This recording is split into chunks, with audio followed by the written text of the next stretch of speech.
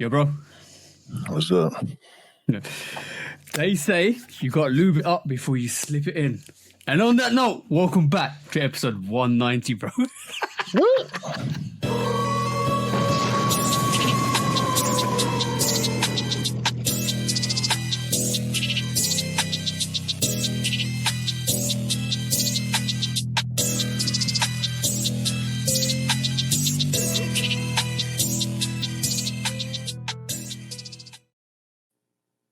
Hey, welcome back to episode 190 on the Shoe Dog podcast with me and the bro, 808 Kicks ATL. Please do like, follow, subscribe. Come chat to us. Let's have a conversation. Let's break it down like we always do. And please do check out all our social platforms. Please do check out our YouTubes, Instagrams, TikToks. What's the Patreon, bro? Shoe Dog Pod. And what is on Patreon? What's this Discord, bro? Discord is Shoe Dog Podcast. Yeah, that's the one. Please do go and come over and show us some love. But what are we here to do this week, bro? Same thing we do every week.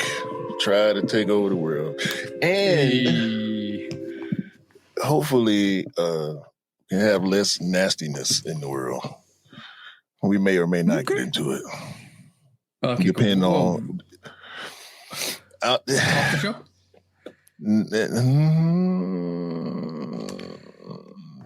Did you watch the Diddy doc? Yeah. You want to do it here? You want to do it here, or you want to do it after? After, bro. After.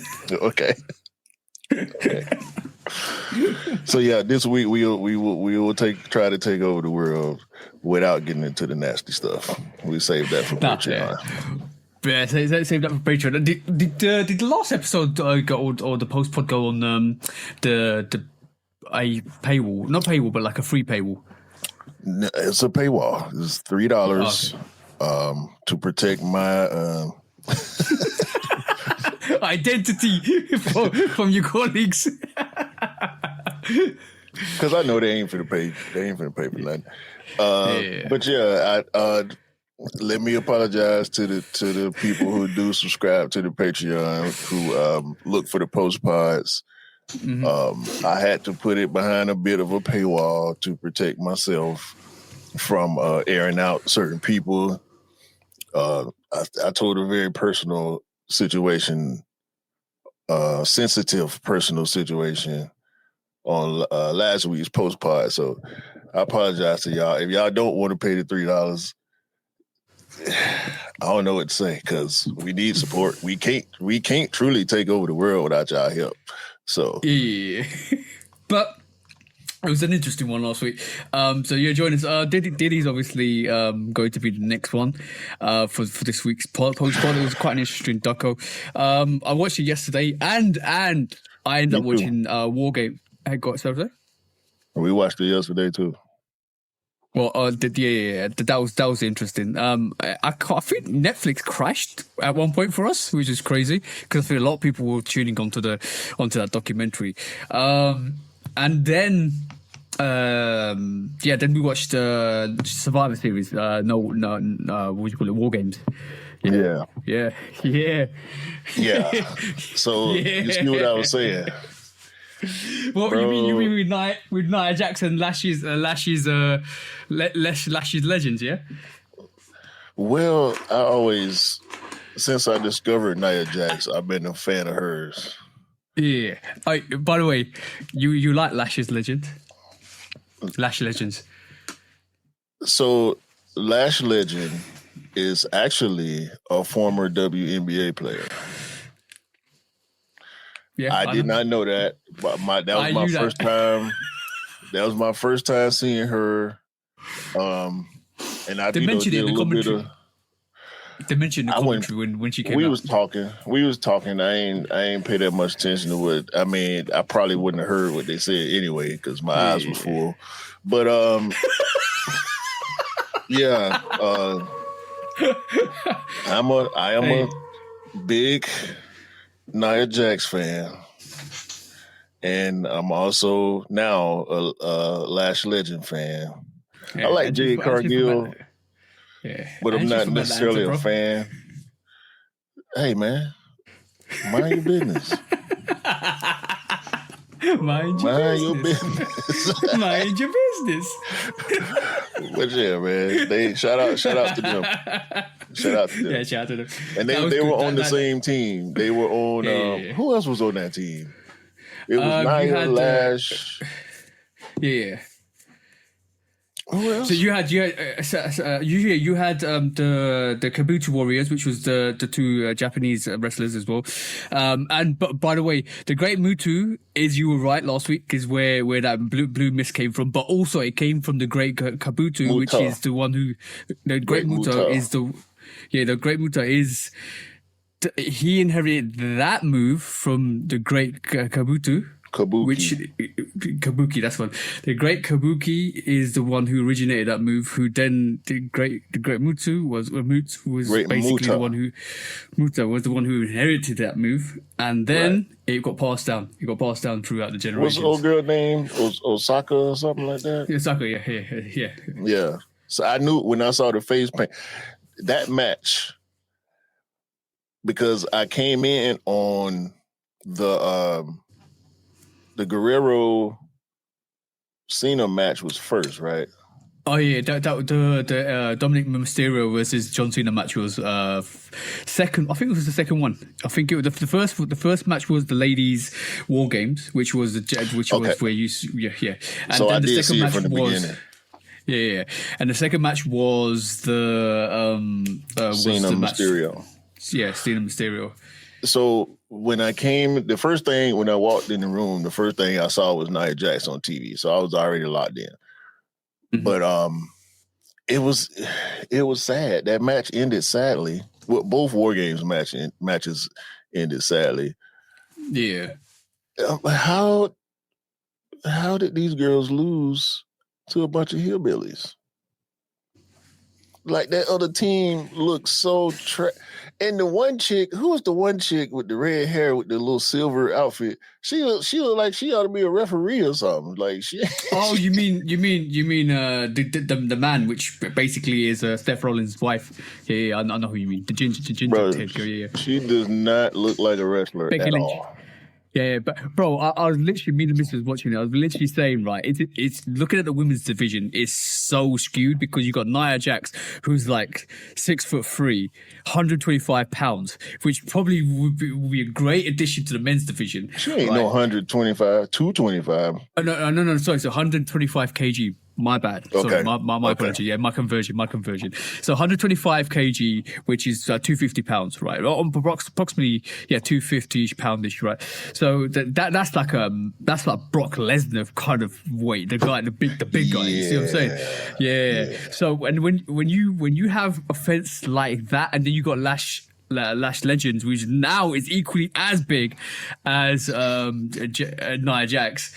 That division is heavily skewed, bro. Heavily skewed with the big athletes. So when you get Cargill, you got what's the other big chick? Naomi. You got Naomi as well, who's married to Jimmy Uso. Man, listen, them girls. The women's division is in good hands as long as they keep stars like that. Yeah. Oh, by the way, I saw a clip. I need to watch Raw this week. I saw a clip. Nia Jax and Lash Legend is just teamed up, bro. It's over. Yeah. It's over. It's over. I can't say how much I will actually watch in my free time. I will be watching it. Because it's on Netflix, right? Yeah, it's on Netflix. Tuesday is when you get Raw, and Saturday is when you get SmackDown, and the special events is like every 2 to 4 weeks. Yeah, I might do something in the background maybe when I'm playing the game because I've been locked into this new game I've been playing. But that whole Survivor Series pay-per-view, bro, is just full of nostalgia for me. With, like I was saying last week, the lineage with Nia Jax and all the Samoans, the Uso brothers, Roman Reigns, Rick Steiner's son, What's his name? Braun Breaker. Braun Breaker, yeah. Cody Rhodes. And, Brock came out. The Rhodes family, all of that stuff, bro. Yeah. Yeah, from Dusty to Goldust, now to Cody. Yeah. You had who's the other female athlete? Charlotte Flair come out as well. Charlotte Flair, Osaka. Bro, we just crazy.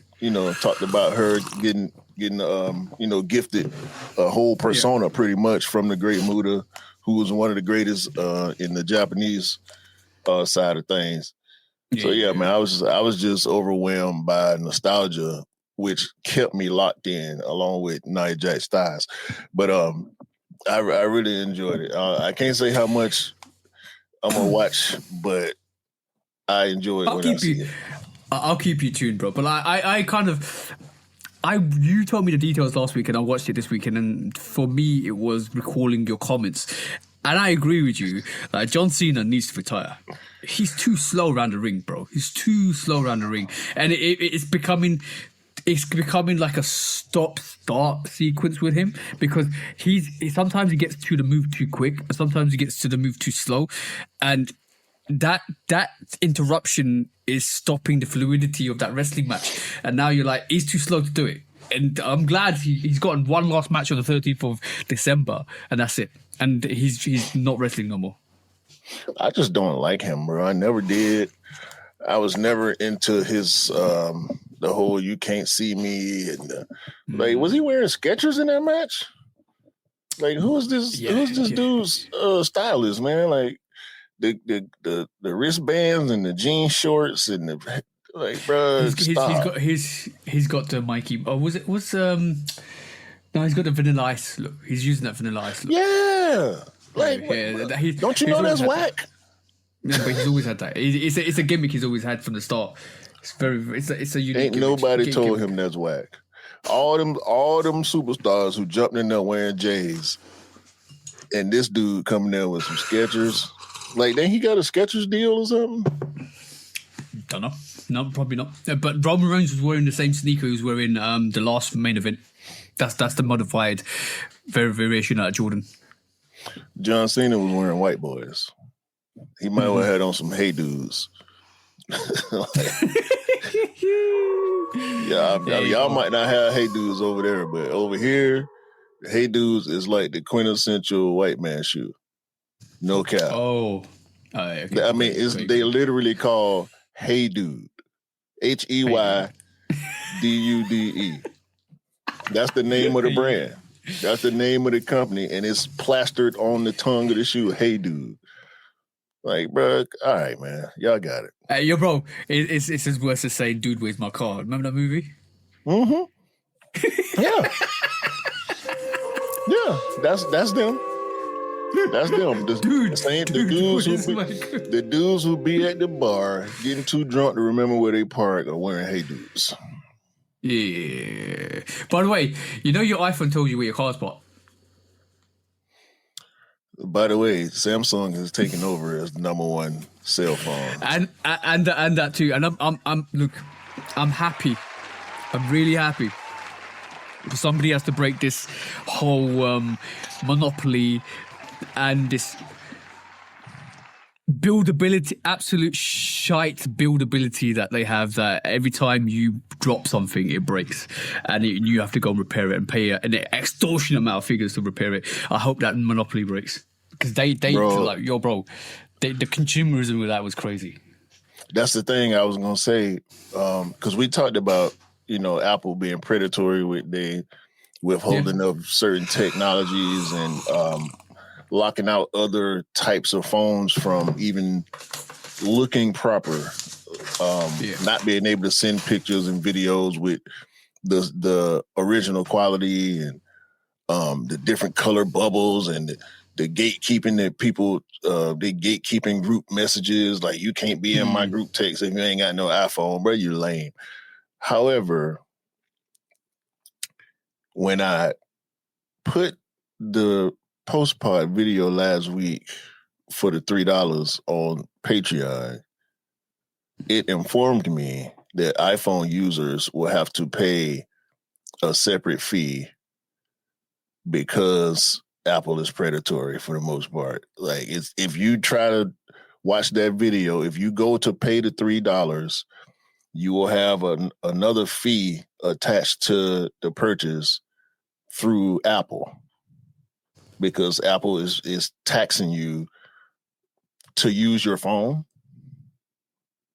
Like, to make a payment with your phone. Is that how it works? Is like with Apple Pay and all that?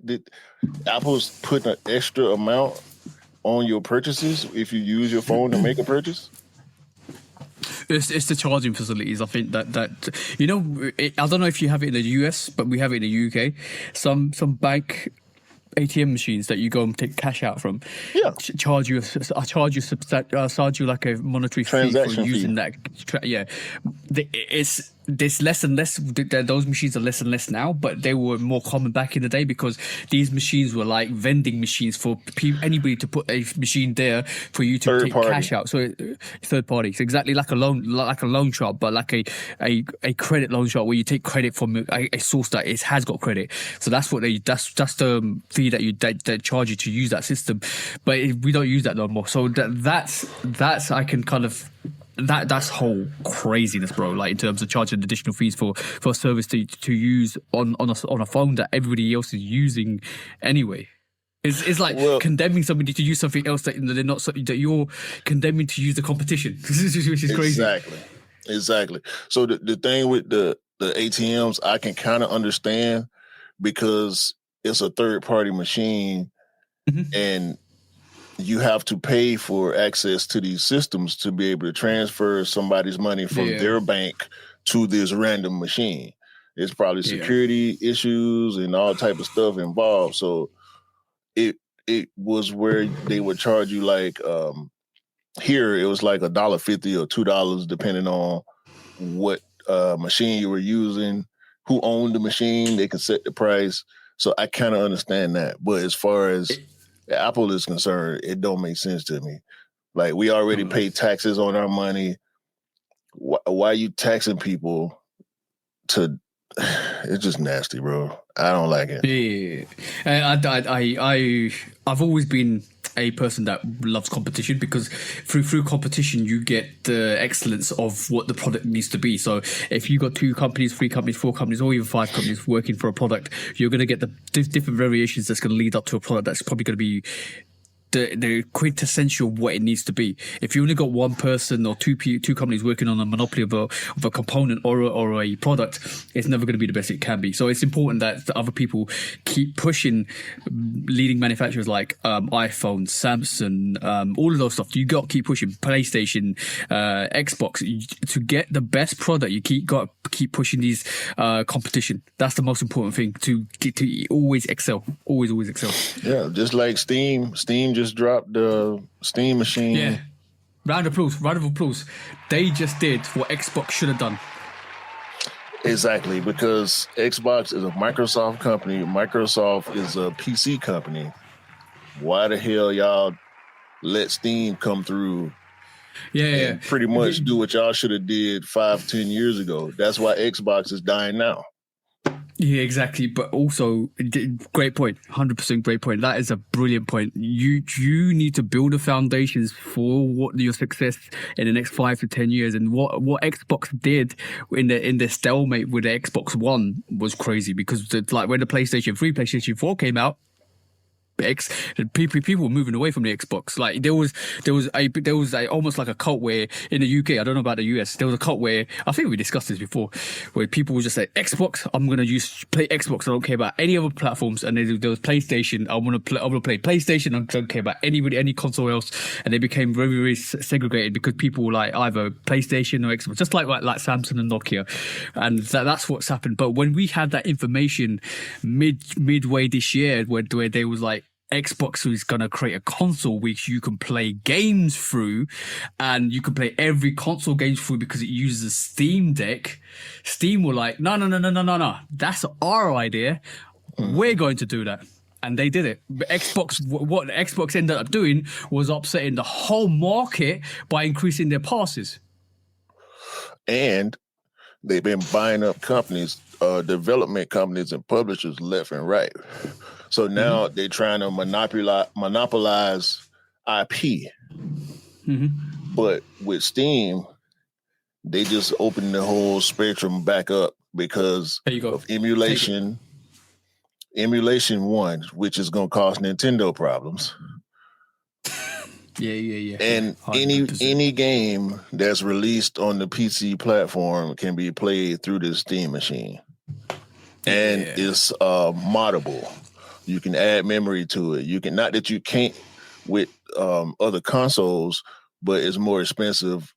Maybe not as difficult as modding a PC, but what's going to be interesting with that, with the Steam machine, I wonder how powerful these PC builders and modders are going to end up making the Steam machine. Like, I can imagine dudes taking apart the Steam machine and incorporating it into a PC tower. You know what I'm saying? Instead of it being the little cube as it is, it'll be a full-blown PC with all this extra RAM and all this extra, which is RAM is difficult to come by if you try to build a gaming setup. Do you know what happened with RAM? Yeah, it's AI. All these AI companies are buying up all this hardware, this PC hardware to build these data centers, and it's driving the prices of hardware way up. One of the main manufacturing RAM, one of the main RAM manufacturers has closed down its manufacturing of RAM in total, and has moved into AI technology and AI marketing. That's NVIDIA? What you just said. Yeah. Was it NVIDIA? Maybe, possibly. Yeah. And basically, what you just said is what they just done. They went into the investment of AI and stopped production of RAM. And there's only 2 companies that are producing RAM at this moment in time, which will then mean I'll clear this up. I'll clear up all the information next week, because this is some new information I heard like yesterday and the day before. The 2 other companies that are developing RAM are moving away from RAM and want to go into the same sector as in AI. So we got problems, bro, in the next couple of years. Bro, I've been saying it for the longest, bro. I really hate how people depend on AI. Yeah, but by the way, sorry. For the last 20 minutes, you heard all the conversations, okay, didn't you? Yeah. I had this in front of my bloody mic, bro. Hey, man.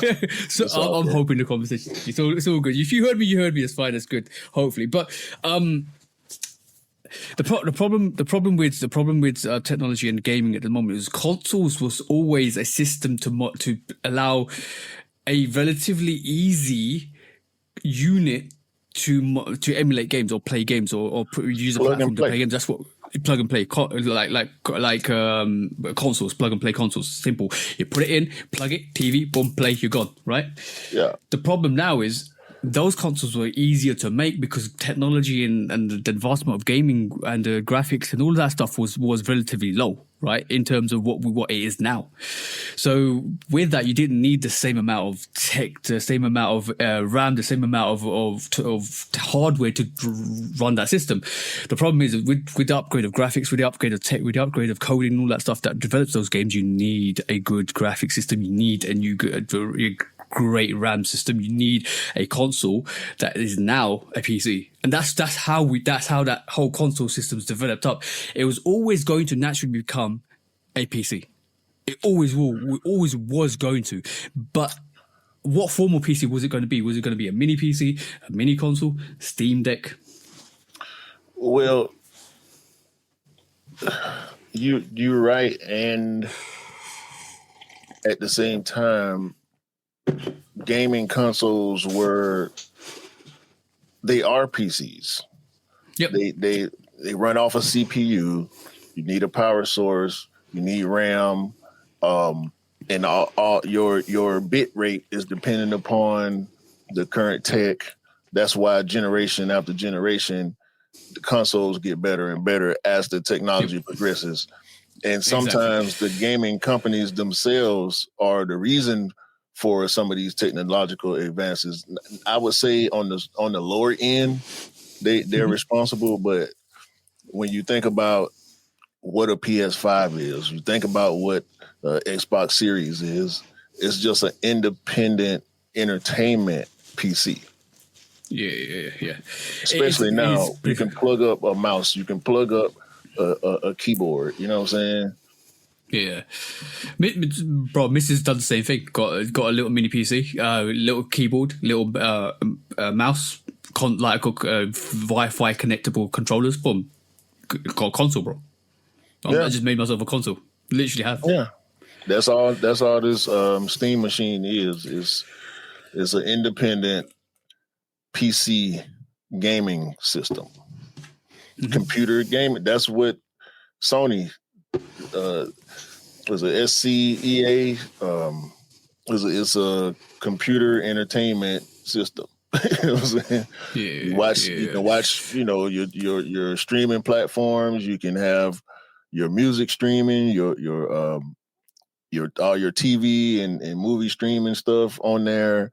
You can save pictures and videos and whatever. You can do all that stuff now on a console, on the current generation console, and it's just gonna get worse later.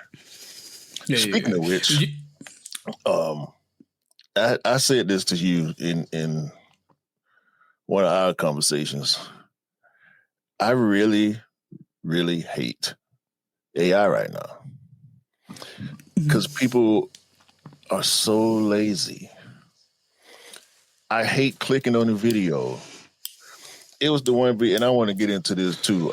The one video you sent me about, I can't remember the guy's name right now. We're gonna get into it though.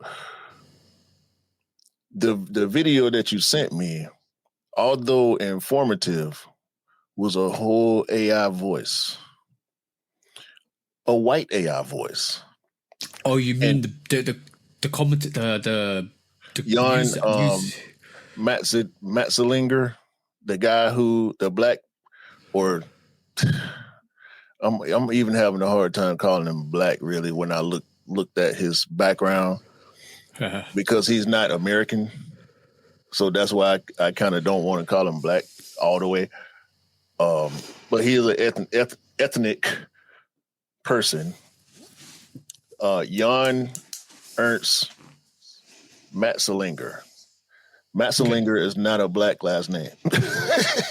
Jan is not a black first name. But this is the man who created the shoe last. And he created a lasting machine which was able to have shoes go from a luxury item to an everyday item. Like back in the 1880s or 1870s, where shoes weren't available for everyone. It was a luxury item. No. A lot of people couldn't afford, hard bottom leather shoes. Jan created the lasting machine, which was allowed shoe companies to mass produce footwear, which dropped the price, which made shoes available for the common person. So I want to give a shout out to Jan for that. However, and he's in the National Inventors Hall of Fame. This is where I'm reading his bio, because that video has some shit wrong. Jan was Dutch, and his mother was from Suriname, and his father was Dutch. Okay. So that video you sent me, like I said, although informative, it was a whole AI production. Yeah, it's lazy. You could tell it was prompted. Technology. Yeah, it's technology's like AI is making content lazy. I don't want to mention names. I'm not going to mention names at all.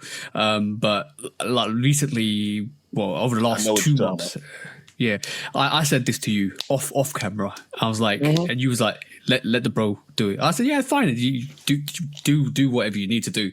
That's fine. But he's still using himself though. Yeah, which is good.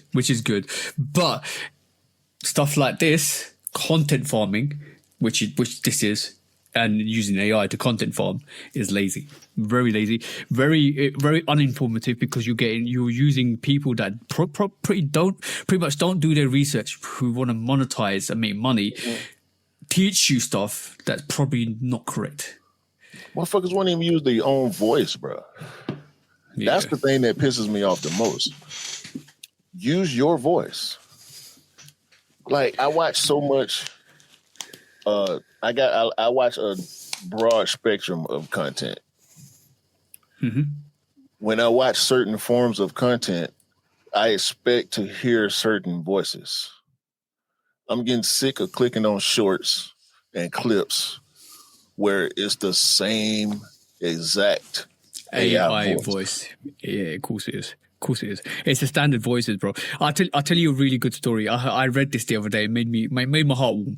There was a lady who's who I think the 1940s and 50s is when her husband recorded a tannoid voice saying "mind the gap." She's in her late 70s, 60s and 70s now, and he's passed away. So what she does is goes to the station every day just to listen to the voice.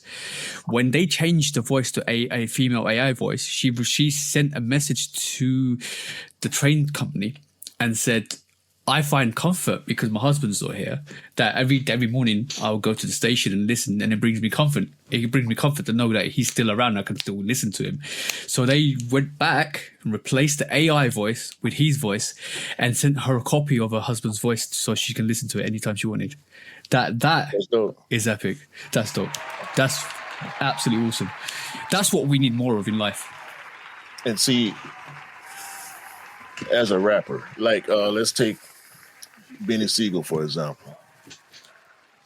That's one example of using AI the right way. We know Benny Siegel's voice is not what it used to be.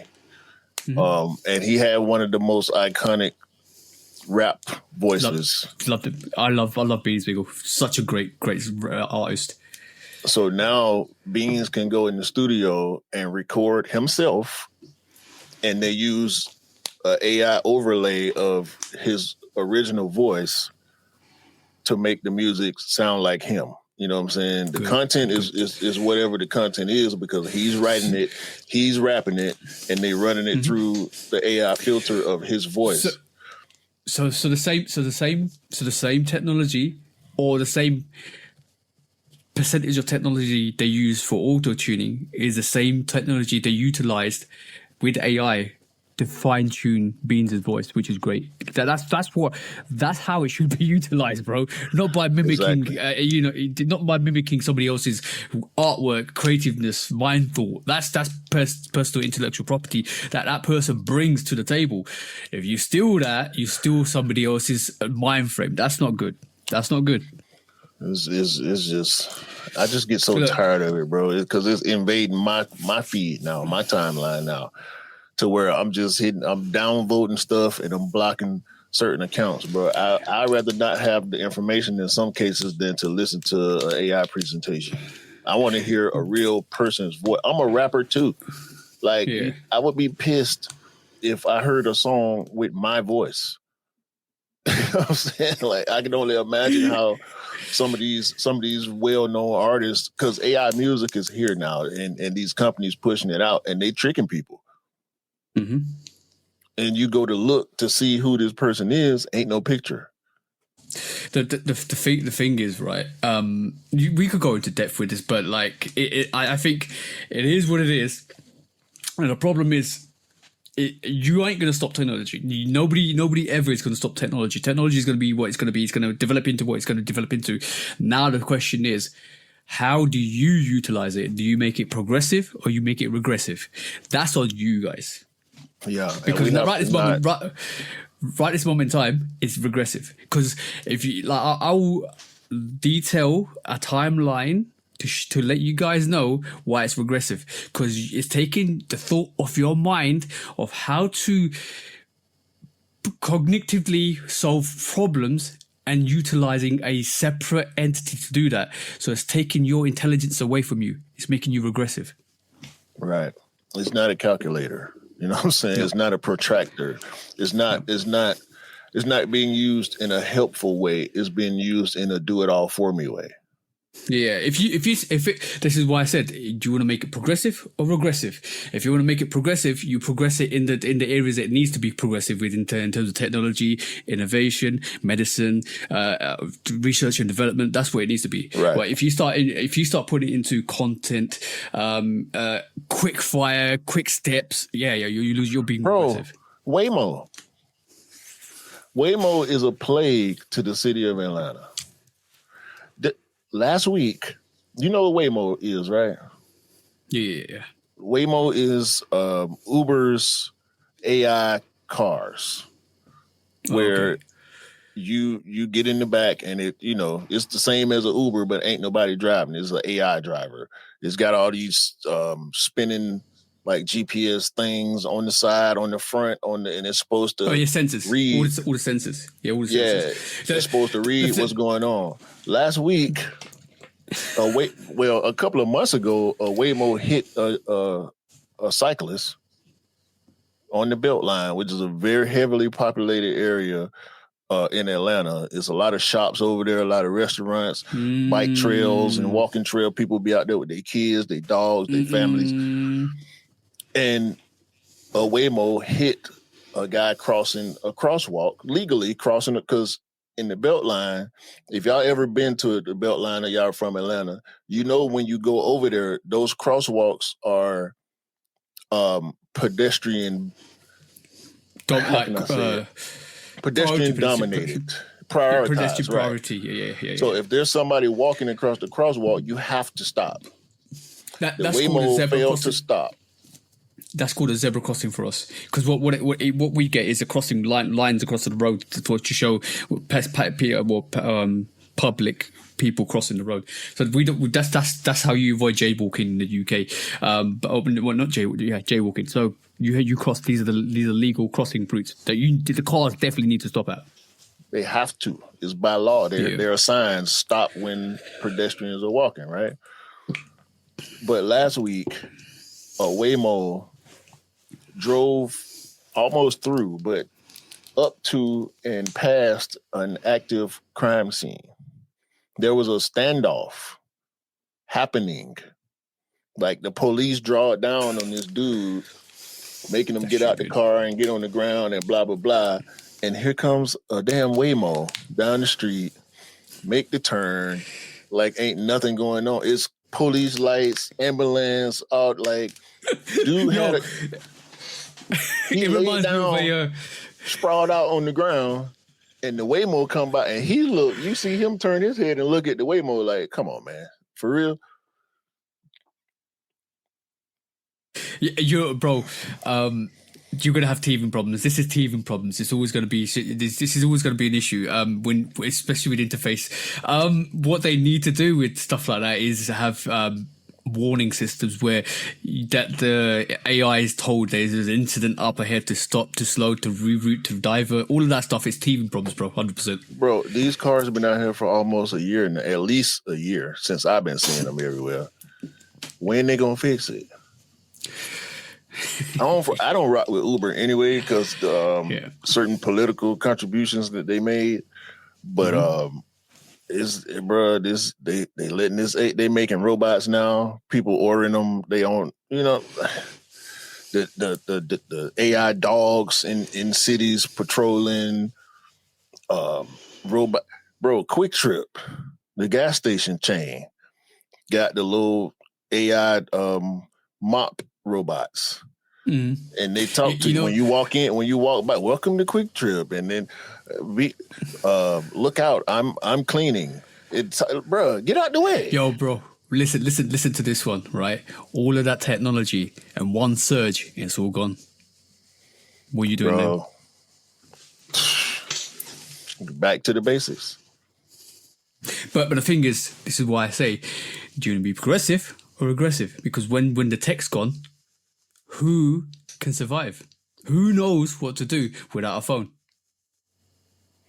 Tell me, bro. I don't remember. Only phone numbers I know by heart at this point. Do you know Morse code? Morse code, bro. Tap tap tap tap tap tap. No, I don't. That's what we'll be doing. That's what we'll be doing, bro. Yo, smoke signals. I'll be like, yo, podcast, bro, podcast. Smoke signals for podcasts. We too far away to see smoke signals. Have you ever seen the videos where people take their phones or take their devices from their kids and the kids go crazy? Oh yeah, that's bad. Protect your kids from your technology. That's what I'm saying. Did you see? There's a reel where this kid, he got to be in his early 20s, and he didn't understand the notion of drinking out of the water hose. Y'all might not do that over there. Here, yeah, no, I know. We do. You got fire hydrants on your streets. We don't, but we still know what fire hydrants are. We no. I ain't talking about fire hydrants. Yeah. I ain't talking about fire hydrants. I know, drinking out the hose in the garden. Yeah, I know. Right, sprinkling, all that stuff. We know, bro. This dude talking about, so were faucets not an option? No, they weren't, because your parents put you out in the morning. You know what I'm saying? Like, you're not finna be, especially a black household in the South, you wouldn't finna be swinging that door like that. We ain't trying to air condition the whole neighborhood.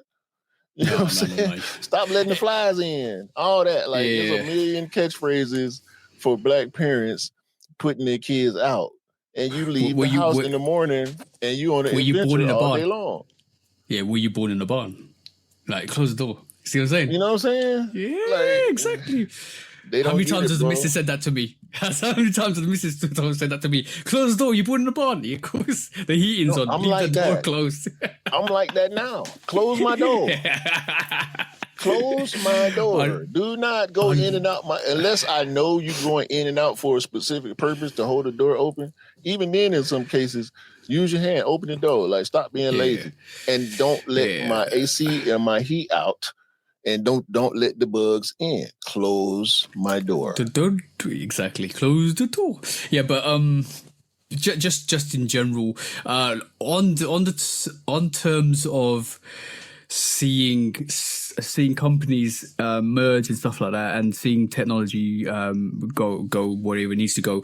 This week, we also learnt that Warner Brothers has been taken over by Netflix. So, round of applause for Netflix.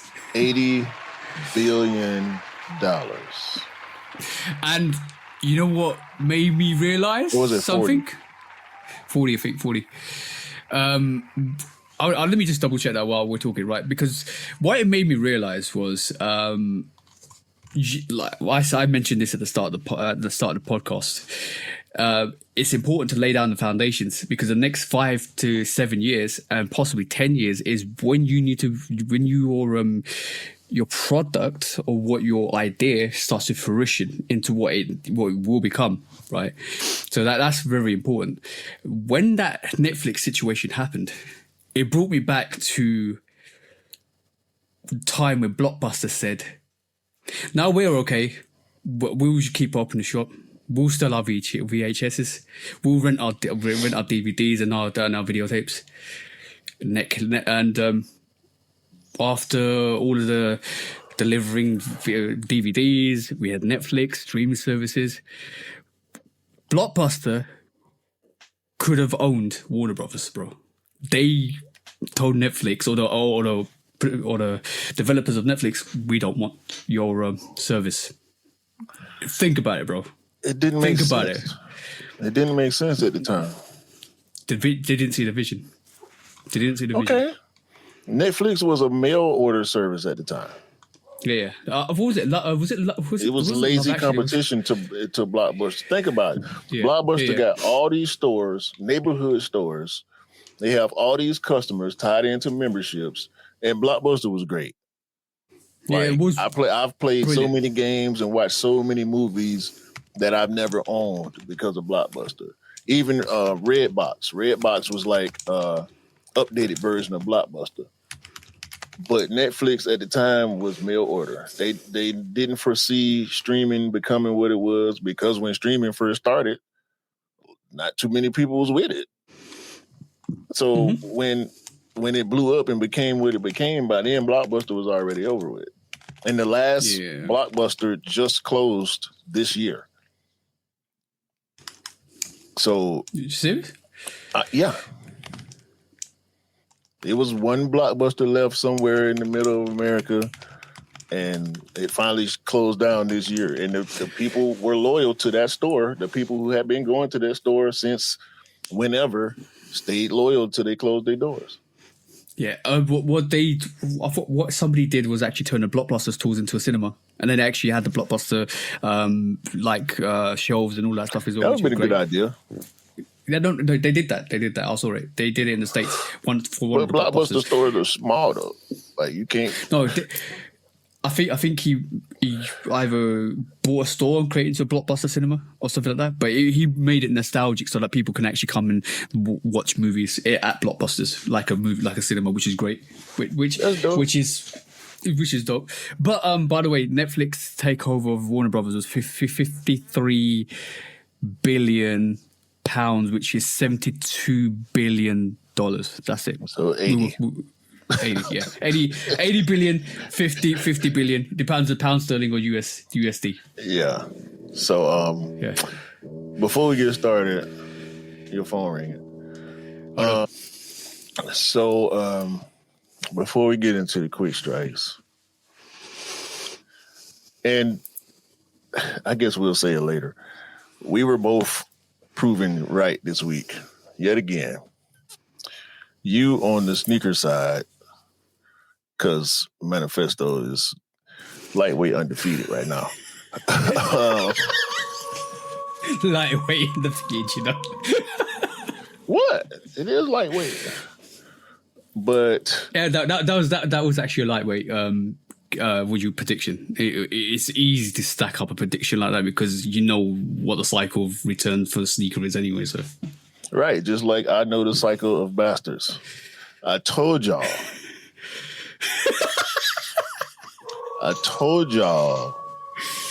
The GOAT is a bastard. Didn't I tell y'all? Yeah, you're right. You're right on that, bro. You're 100% right on that. Listen to this guy. Hungry when you have. Simple as that. I mean, if you don't have, you are willing to do whatever you have. So my mental approach was go in, do my job, be the best basketball player I can be, and all the chips and everything outside of that, I had people that was handling that, you know. But basketball court, I'm handling it, right? And now it's like it's a prerequisite. You know, everybody has to have a logo. Everybody has to have a... You know why, right? Well, I'm pretty sure I'm part of the reason why. God bless Mike Tirico. You know why, right? You know, yo. This situation right here is how to get to 100 real quick. It's the playbook. Let's do the Jordan playbook. You know what? Let's not play. Let's get all the marketing in order because you know what? We need a brand like Jordan because we need to sell sneakers. Hold on. So everybody tries to get a logo, but brand, right? Brand Jordan. But the thing is that brand established based on what I did on the basketball court. You know, I didn't put the brand before I put the work. Mm-hmm. You know, right. I put the work first, and then the brand evolved based on the work. It's hard to be hungry when you have. So he's saying that. But Luka didn't come into the NBA with a brand. He came in as an unproven 17, 18-year-old from overseas, and he built his brand. Luka is now like a 7 to 8 year vet. He signed with Jordan Brand. And once he became the superstar that he is, he got his signature shoe and he got his signature logo. Mm-hmm. Steph, the Chef Curry, one of the greatest shooters of all time, been in the NBA for like 16, 17 years. He's on his 10th signature sneaker before he left Under Armour. He just got the Curry brand a few years ago. Mm-hmm. Kyrie Irving had to show everybody that he was one of the greatest point guards of all time before he got his logo and his signature shoe. Mm-hmm. Ant-Man been in the league 5-6 years. He on his second shoe. Although the first one was out for a long time. Mm-hmm. 2 years? As much as 2 years? Yeah. As much as I dislike Tyrese Halliburton was nobody in the NBA compared. Like if you're in the NBA, you somebody. Mm. It's like calling a professional athlete a bum. You're not a bum in real life. Yeah, well, you're a bum in the sport profession. Yeah, right. Because the standards, you got his first. He just got his first shoe. Yeah. Like, what are we talking about? All these guys with these logos and these shoe deals, they had to make something of themselves. They had to prove it to these companies. Who had a shoe Who had a shoe in their rookie year before they dribbled an NBA basketball? Who had a shoe? Michael the Bastard Goat Jordan. Yeah.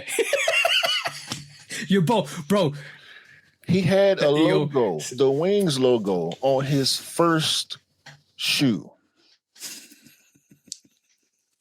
What are we talking about? Michael Jordan, bro. He can say what he wants to do. He can say what he wants, bro. LeBron is the only other person that I can recall who came in with enough hype to be able to get his signature shoe in his rookie year. Yeah. LeBron started his career with the Zoom generation. It wasn't the LeBron Zoom. It was the Zoom. It didn't even have his name on it. He had his logo, LBJ 23, but it was not the same.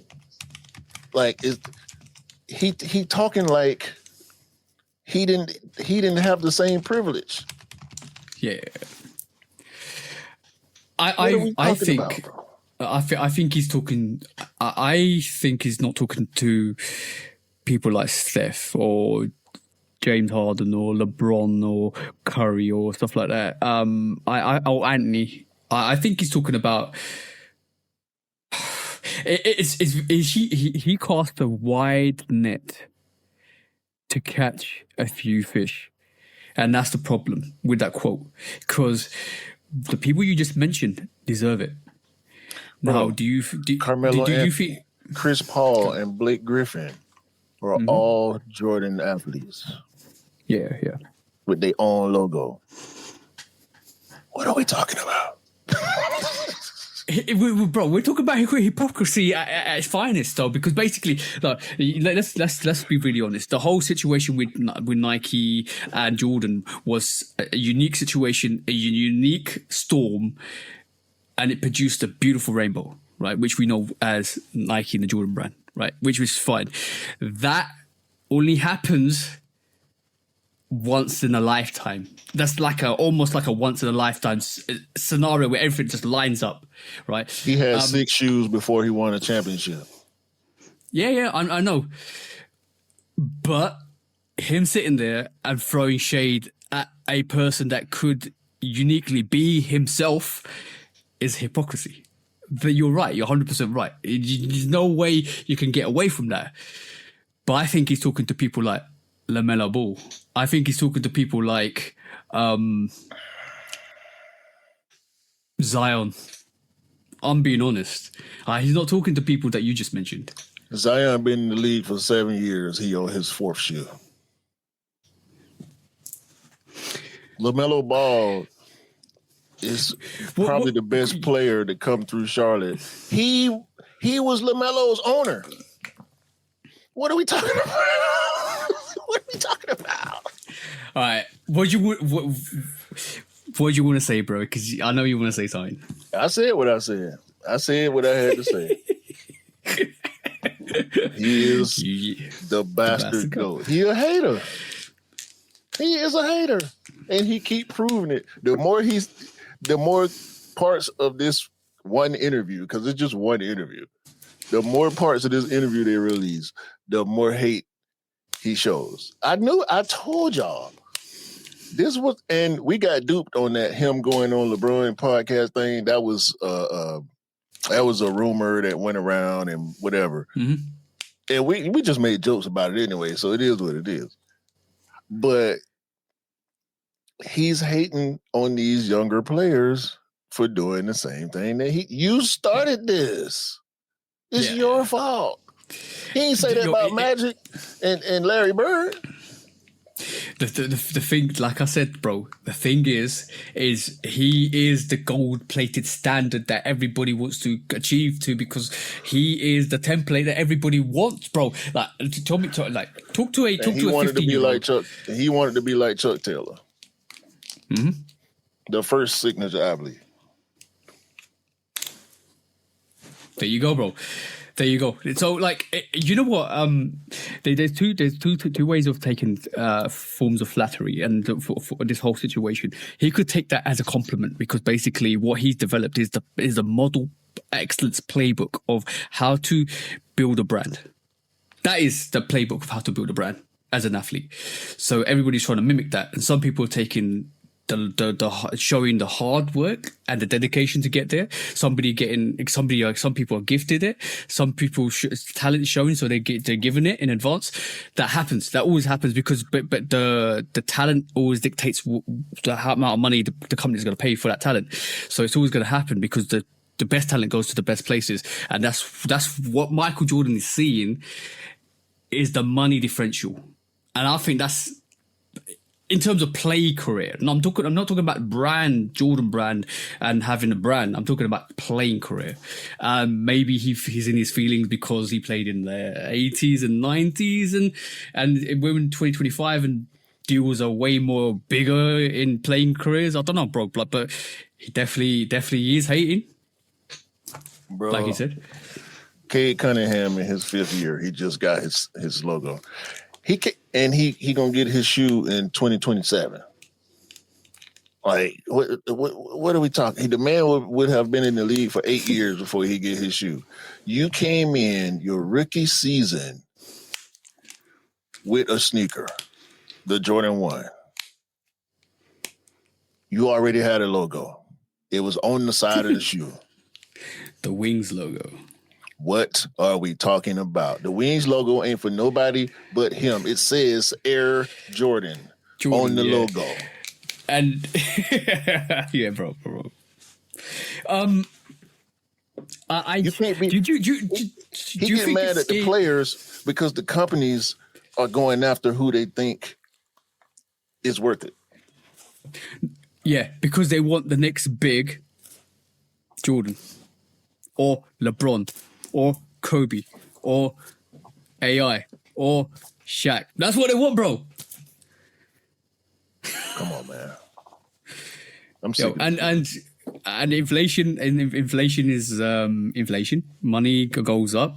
Contracts are more valuable. So, but bro, like the thing is, I do you really think he's scared of somebody taking away his legacy? Because, like, let's be honest, you can't take away that Jordan legacy ever, because that's in history now.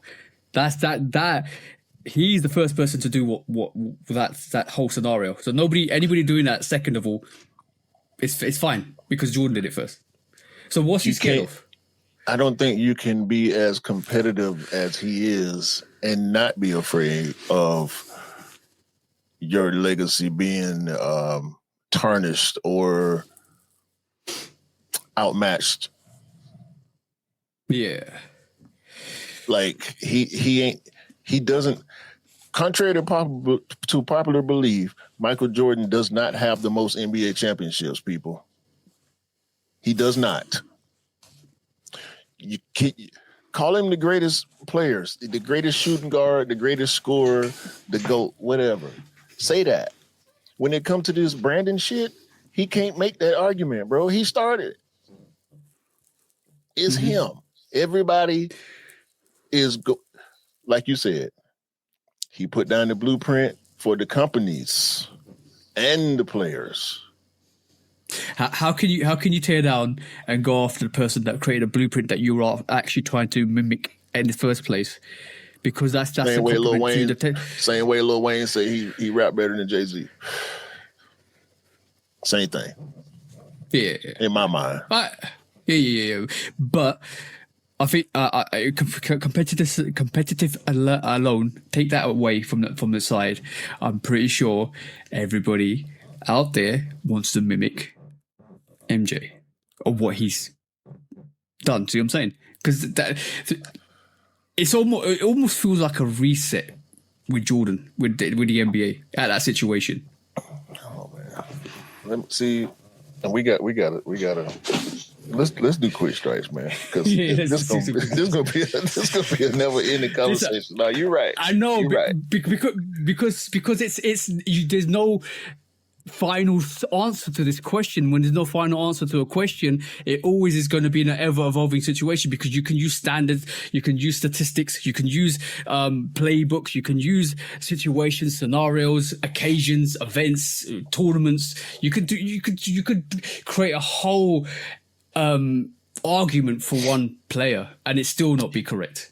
He a bastard, bro. He created these children and he's trying to abandon them. Look after your kids.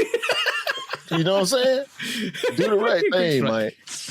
Do the right thing. No pun intended. All right, cool.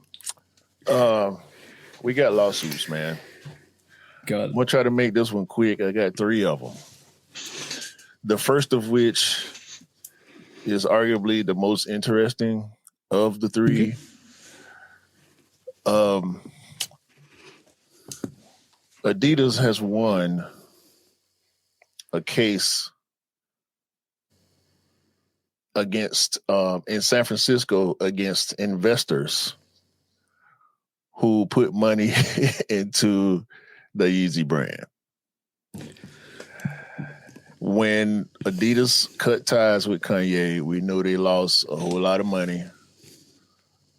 I believe they cut ties because of pressure from these same investors who turned around and sued Adidas to try to recoup the money that they lost. And due to Kanye's personality, these investors had to eat them losses just like Adidas had to. How you feel about this, bro?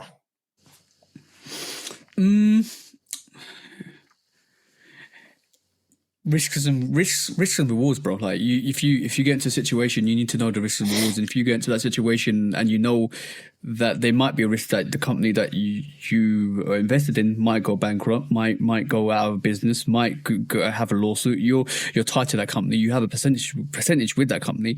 So you're part of the stakeholder for that company. So you will be involved in that lawsuit. Yeah, I don't see how these investors thought they would be able to get their money back once the controversy hit. You should have pulled out before everything went down. Like, of course.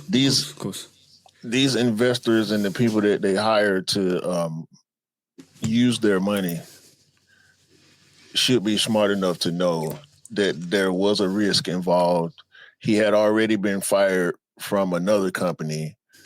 Mm-hmm. We know he's prone to going on rants, and it got worse over time. Granted, it got worse over time. I would like to think I would have been smart enough to see some of this coming, and once the writing on the walls, you got to move accordingly. And nobody did. Bro, hold on. If you didn't see this coming, you're stupid. Right, I'll be really honest with you. Right, this situation didn't manufacture overnight. This situation didn't manufacture over a year. This situation manufactured over 2 to 3 years, right? 2017 when Yeezy was dropping Yeezys, like Wave Runners, 350s, all of that stuff, right? 700, 500s, and all that. Yeah, and it was coming to a point where it was getting saturated, and it was starting to stall. It wasn't selling out. There's conflict with Kanye. Kanye was started to have issues with the brand, started saying stuff, and you're like, all right, cool. There's conflict here, and this could potentially affect my business investment that I've got with Adidas and Yeezy. What am I going to do with this, especially if I've got hundreds, millions invested? Why would I risk all of that money on a product that is stalling, failing, not selling out, and both the artist and the company have got issues and they're disagreeing? Why would I invest in a company that has 4 substantial problems and I saw that coming? Why did I not take that money out? Was anybody paying attention? Of course you wasn't, because I would have been taking my money out. Right. This next lawsuit we spoke on last week, and I didn't expect to see anything moving with this situation so quickly. But Nike has won the first round of litigations versus Total 90. So last week, the court denied Total 90's request to pretty much pull all of Nike's Total 90 branded products. Okay. Not a good look for the Total 90 company. Nike will still be able to profit off of the name Total 90 and use those funds to beat y'all up in court. Yeah.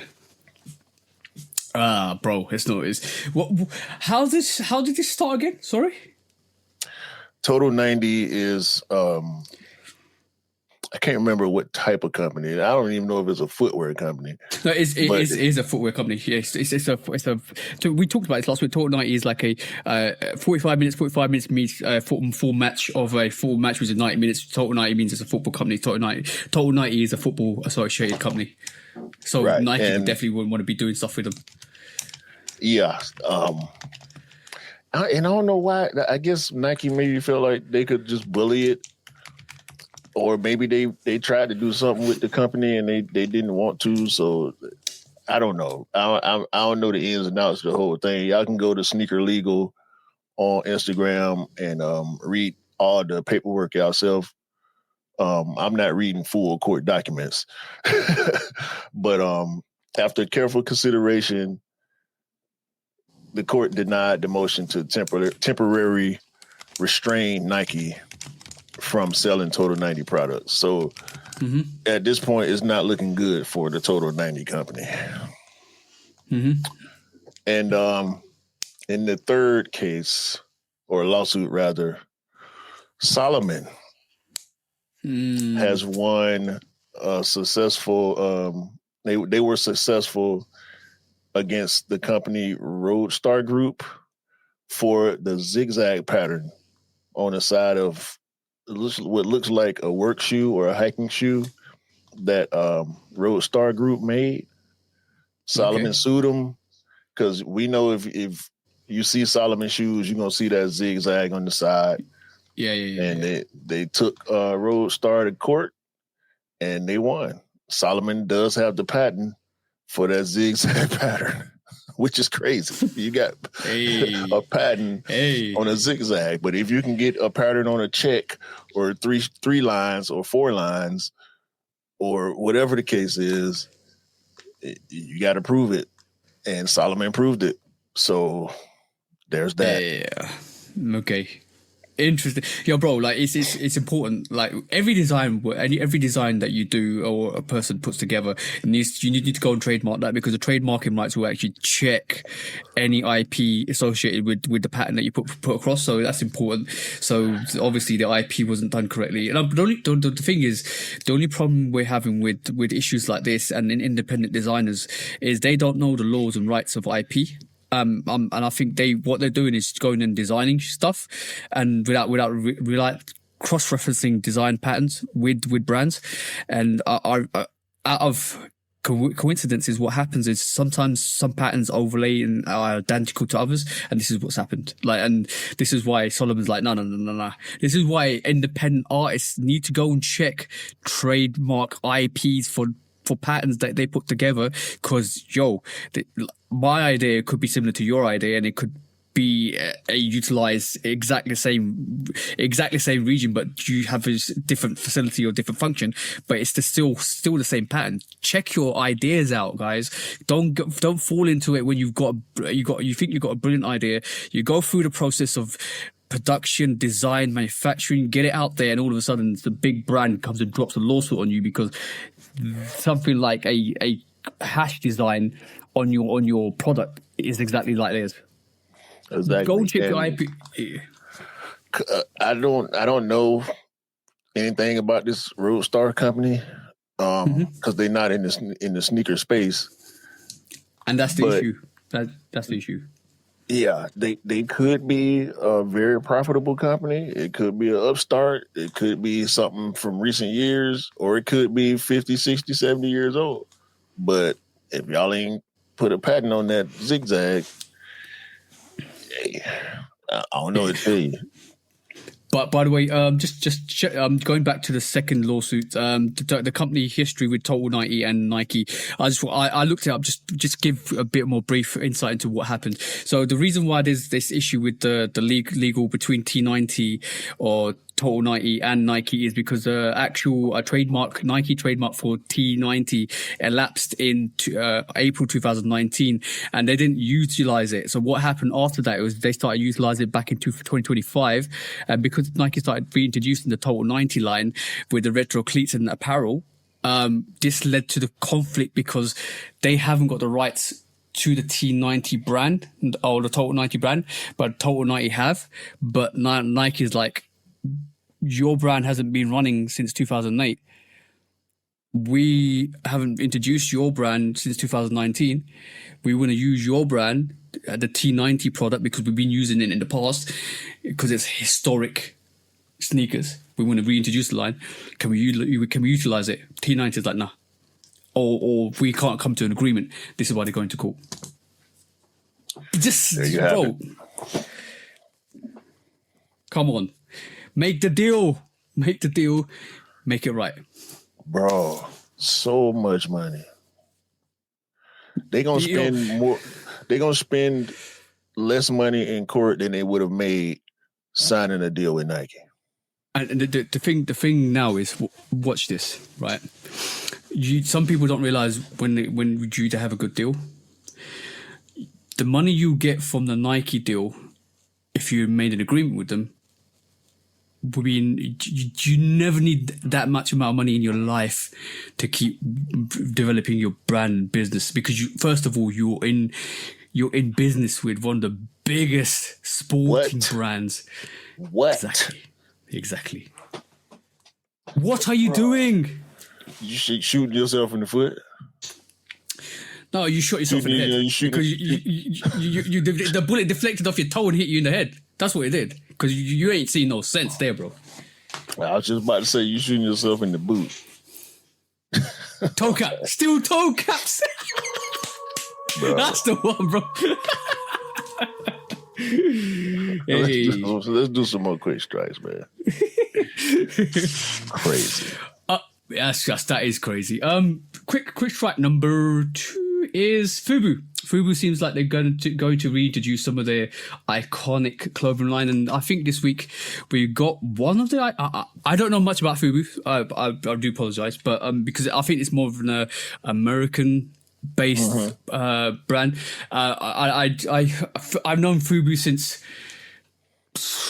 late 90s, bro. Yeah, the late 90s. Like that, I saw that whole come through into the UK as well, which is awesome to see. But this is what they're introducing, and which is awesome. I want some of your insight, because obviously this is more of an association with yourself, bro, in terms of the US market. Yeah, FUBU. For those who don't know, is a fashion streetwear brand founded by Damon John and 3 others. Damon John is probably the most recognizable of the 4 owners. They partnered up with a lot of the hip hop stars from the late 90s, mainly LL Cool J. Mm-hmm. That's my screen, bro. What you doing? Yeah, I'm trying to show it in 2 seconds. There you go. Sorry, bro. Yeah, so one of the mainstay of FUBU at the beginning were the football jerseys with the numbers 05 on them. FUBU crossed with the stars and stripes, and they did gradients. They did a lot of different stuff with them jerseys. And later in FUBU's life cycle, they were doing the Fat Albert stuff. Mm-hmm. I guess you can call it a collab. But the Fat Albert stuff was really, really popular amongst the urban community. I know here in Atlanta, we saw a lot of FUBU, platinum FUBU. And so looks like they bringing it back. The sweaters, they had tracksuits. This was during the headband era, the headband and jersey era. And New York was the base. FUBU they were super popular until they weren't. Yeah. I don't know who decided that FUBU wasn't cool no more. And now you can find FUBU in your local Walmart. They don't have the same ownership group, I believe. I just saw a reel before we started recording of a guy saying somebody went to Walmart and came back with these all black Jordan 4 looking FUBU shoes. So FUBU went from the top of the pile to basically obscurity in the 2000s, with retro fashion making a comeback. More the younger people starting to dress like the 90s and early 2000s. Pants are getting bigger versus skinnier. Shirts, the big boxy T-shirts. I don't think that can really be associated with 90s fashion necessarily, because a lot of these box shirts are cropped, which I think is gross. Yeah. But they back, especially the Fat Albert stuff. From what I've been seeing, I've only seen the Fat Albert stuff. Okay, yeah. I'm just reading some. Well, I don't know whether this is true, but I'm just reading some little background information. It says FUBU's decline occurred during its oversaturating the market. As John has publicly stated, that the biggest mistake we made with the brand was buying more inventory than we needed. This was around 2001. Since then, FUBU has continued to collaborate with various brands, including Pierre Moss, Urban Outfitters, and March 2019, FUBU announces a new partnership with Century 21, which was in 2019ish. So yeah, it's still around. I think the Fat Albert line is basically what they're looking at as well. But it kind of feels like, it's probably about the right time. The marketing wasn't correct in terms of what we see as in marketing now, which make it limited, make it a bit more special, make it desirable in terms of the rarity of it, and then people just flock to it. Maybe some fresh designs, maybe some fresh ideas, innovations that would do well. But I think the marketing wasn't correct. And this is the reason why it kind of semi fell off, I would like to say, but I don't like to say it fell off. It wasn't necessarily marketing. It was, like he said, I remember watching this interview where Damon John said they ended up making a manufacturing deal to produce more items than they had previously, which was a big mistake, because a lot of the FUBU stuff would sell out so fast because of the limited quantities, and they wanted to make it more accessible. They wanted to see everybody being able to afford and wear FUBU, and they ordered too much stuff, and the trend changed, and they got stuck with a bunch of products, and they had to do a lot of discounts. They had a lot of loans that they couldn't pay, and so the company was in bad shape. Yeah. So let's hope 2026. We should try and show more support to FUBU. If you're in the US as well, hopefully they've got more of a global presence since the late 90s, because obviously that was a up and coming brand. I hope this time around they get a bit more of a bigger push or have a better strategy, and hopefully they do well. Yeah, for us, by us. Yeah, for us, by us. The acronym. A lot of people hated on that acronym too, which is nasty. Why? Because it's a black-owned company for black guys, and particularly white men. Well, I ain't gonna say white men, but I saw this one white dude who was on some pretty much trying to call FUBU racist because of the acronym for us, by us. That's not a term of exclusivity. It's a term of ownership.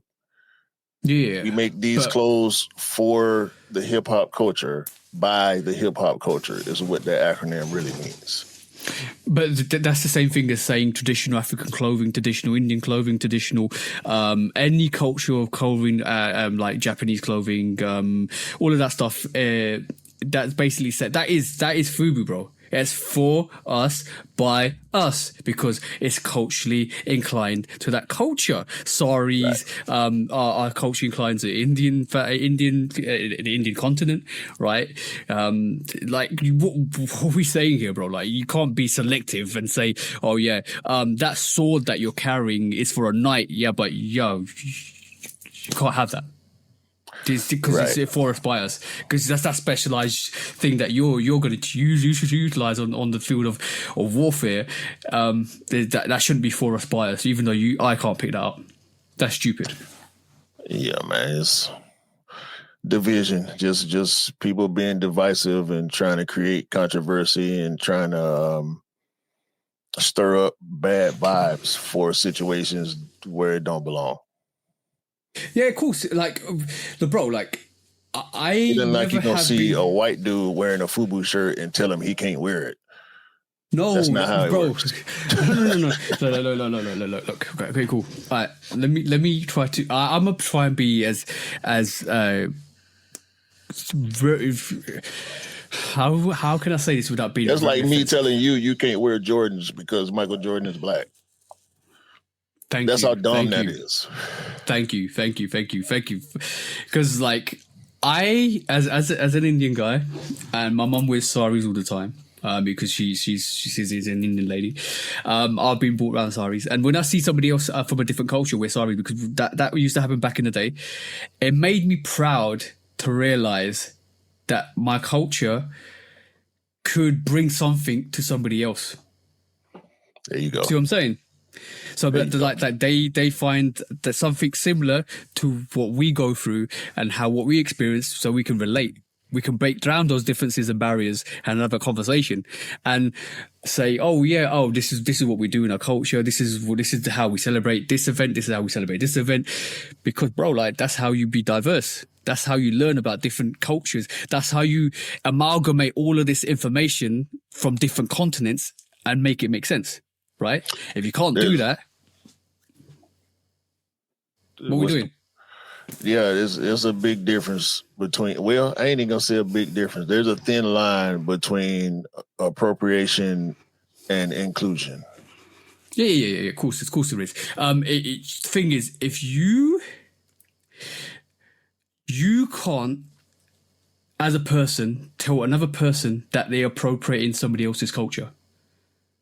You can only say that about your own culture because you know it. You can't tell somebody else how somebody else will feel about you utilizing something from their culture because you don't know about it. But what I'm trying to get across is your standards of what you feel culturally appropriate something is not the same standards as somebody else that's in that culture, that loves that culture, that wants you to be a part of that culture. But in certain circumstances, there's going to be situations that you can't be part of that culture. And then you have to step away and you need to learn your place. Like everybody else respects everybody else's perspectives of their culture and their events and their occasions. We need to do the same thing. Everybody needs to respect everybody else's cultures and aspirations. So when somebody says, I don't find that culturally appropriate because I love the fact that you're wearing my costume, my attire from what I know, because I feel like I'm at home. See what I'm saying? When somebody else comes in that's not my culture and says, you can't do that, you ain't got that pass to tell that person they can't do that. I have. Tell that same motherfucker. So now you can't eat fried chicken, Japanese. You can't eat tacos. You can't eat collard greens. You know what I'm saying? It's gonna be a whole bunch of shit that you can't enjoy now. If you want race lines to be drawn for every single thing, you're going to live a boring, bland-ass life. Oh, yeah.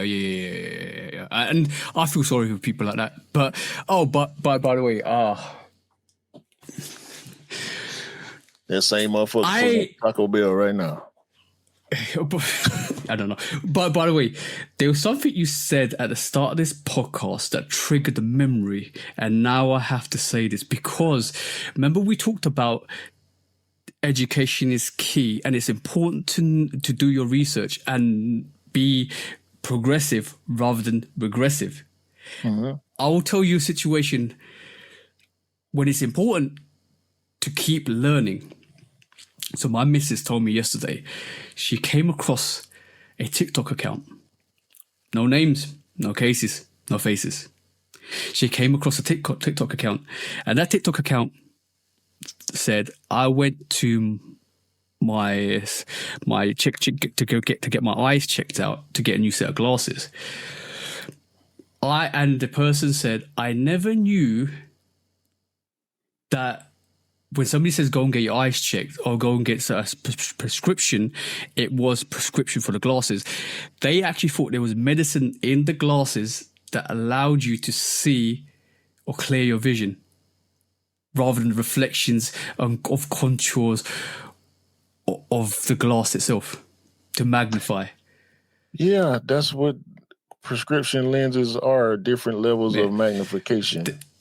They thought it was a little droplet of medicine you put behind the glass that changes the vision of the glass. Be progressive, not regressive. Next week's right. Yeah, please. All right. You can't make this up, bro. You Be can't. progressive, not regressive. You cannot make it up. We back on Steph Watch 2025.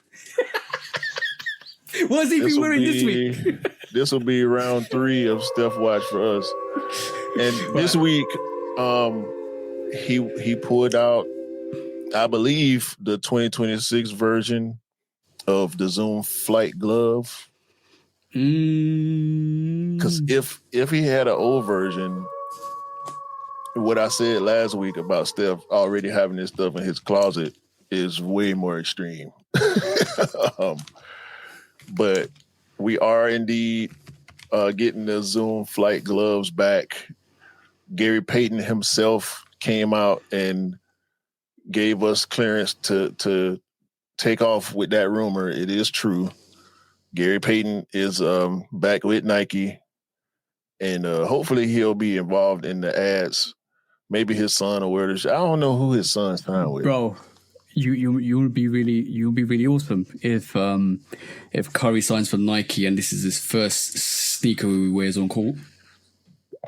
I doubt it. I doubt if he'll ever play in them. Because he's been wearing the retro stuff in the halls, in the walkthroughs coming to the game. Because we know now at this point when NBA players come through that tunnel, arriving at the arena, it's pretty much like a runway for them to advertise different brands. I'm pretty sure they're getting seeded a lot of this stuff. I.e. Kyle Kuzma with that dumbass pink sweater he wore years ago. That's still getting memed to this day. Thank you for that, Kyle Kuzma. Steph is he just wearing whatever he want to wear. It's interesting now just to see Steph Curry walking in the building, whether he playing or not. Of course, you want to see him play, but I think more people are now interested in what he's going to wear to the game. He's wearing the retro stuff to the game, and he's hooping in the shoes with the new tech in them. And this Zoom Flight glove will not have new tech. But by the way, bro, this is to all the brands, right? If you got a signature artist, if you got a signature athlete, not artist, sorry, pardon my artist too, artist too, right, cool. Yeah, let's include the artist. Tell them they have a month pass to wear anything they want, without any contractual obligations, without any fines, without any issues in wearing. And let's see what they actually wear. I'm interested to see what some of these athletes, even if you're like a New Balance or a Adidas athlete or a Nike or a Jordan athlete, I want to know what you actually want to wear now. See, because if Steph is taking out stuff like that, come on now, bro. See, this is where me and you gonna always butt heads, because you saying that to the brands. No, that would not be smart for an Adidas athlete to be able to wear Nikes and Jordans to the game. It don't look right.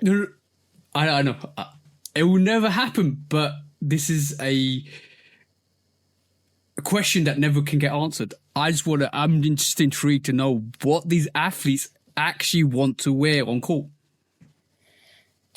I think it's less about on court than it is about off court. I agree with that too. Because we saw, that's why I'm glad I went ahead and said artists too, because you think about Kendrick. Kendrick had a Nike shoe. But then you see him wearing Sambas. And then you see him wearing the Element 55 also with the Cortez. But then you see him wearing Sambas, and you see him in the Super Bowl wearing Dion's. Yeah. And then you see he's on his burner account wearing fake flu game 12. Right. So he can do what he wants. He can do what he want to do because he's not contractually obligated. Exactly, bro. Once you're in a deal, bro, like if you say if I had a sneaker brand, you can't wear nothing but my shoes. Sorry. Yo, I want a free agent month for every NBA. You know what I want to know now? What's that, bro? What is Joel Embiid wearing in the tunnel? Because he got a Skechers deal.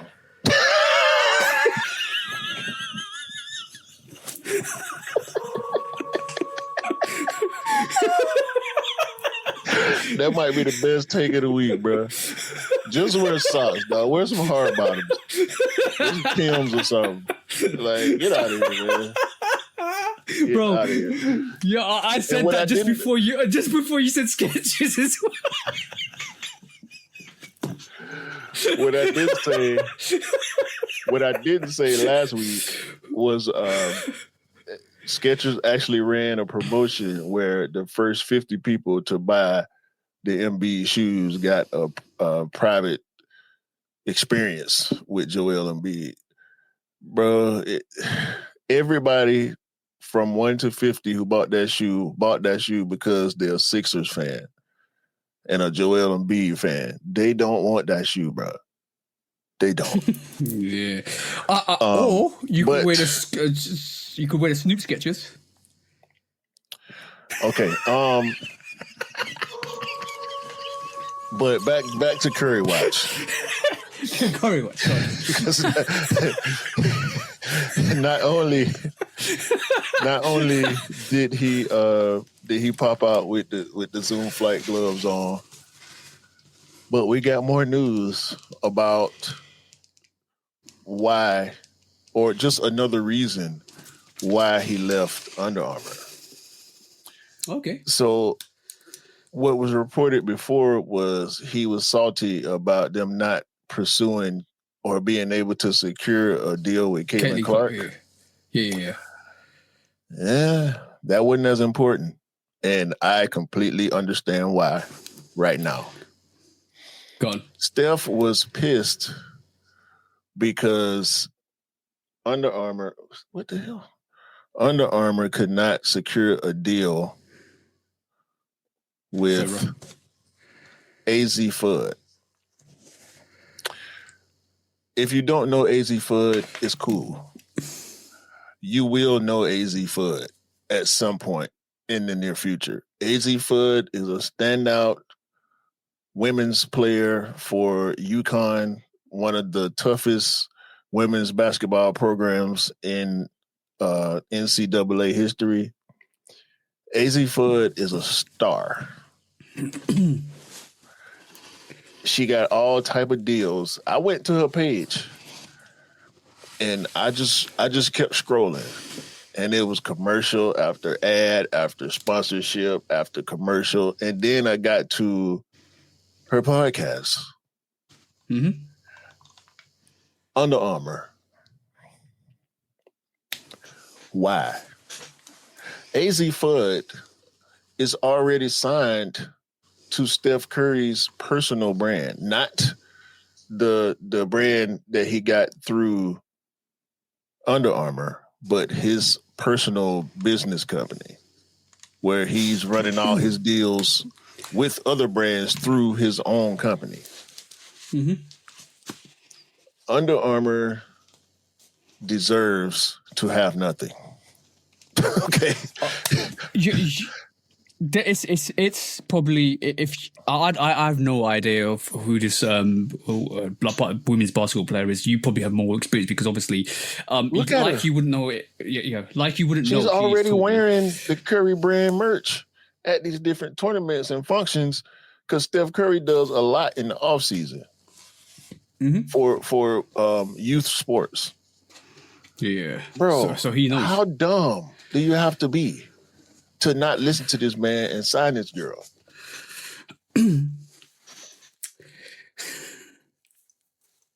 Oh, my bad. It wasn't just AZ FUD. It was also Malaysia Fulwali, who Curry managed to sign as the first athlete to his brand. I'm pretty sure, to the Curry brand under Armour. Under Armour. Under Armour is under the Armour because, bro, they're done. They're done. It's done. Bro. You have Steph Curry, one of the most highly skilled, intelligent athletes in the NBA, scouting you a star, and you're sat there saying no. You deserve everything you got. Simple, bro. Go to AZ's FUD. I'm encouraging y'all to go to AZ FUD's Instagram account. AZZI35 on IG. Go to her Instagram and you will realize while scrolling her account how dumb Under Armour is. This girl got all type of brand sponsorships and deals, bro. All types of shit. Bro, and she got a podcast deal. Bro, I'll tell you, bro. It was never about the sneakers. It was never about the shoe. It was about legacy. It's always about legacy, bro. Like, I'm gonna be honest. When you're somebody like Steph Curry, you want to put down a legacy. You want to have a brand. You want to have a systematic function that you can help the NBA with. And this is what Kobe did with his brain. This is what obviously the Playbook, the GOAT himself did. And everybody, like, when this situation first came to the podcast 3 to 4 weeks ago, we both said the same thing, bro. We both said this is not about the playing career or contractually lifetime contract. It's about legacy. It's about what Steph Curry wants to do once he's retired. It's about what he wants to build once he's retired. You think Steph Curry wants to retire and do nothing? It's about building legacies, bro. And if Steph Curry, one of the best athletes in the NBA, is telling you something, you gotta listen, bro. What's your scouting system for one Under Armour? Did you actually think you were just gonna do everything with Curry and that was it? Come on now, bro. Man, this girl got to deal with Celsius. Like she got headphones. She got her podcast is on iHeart. Mm-hmm. Yeah, like she got makeup deals. She got a whole unrivaled season she about to play. The cover of Slam magazine, the basketball magazine. What are we talking about? She already over 700,000 followers. Let me hit the button right now. I just added myself to it. Y'all crazy, bro. Y'all crazy. Shout out to AZ Foot, man. You see what Jordan Brand did. They went and snatched Sarah Strong right on up because they know better. The thing is, do Under Armour not have the capital to do moves in this area like that?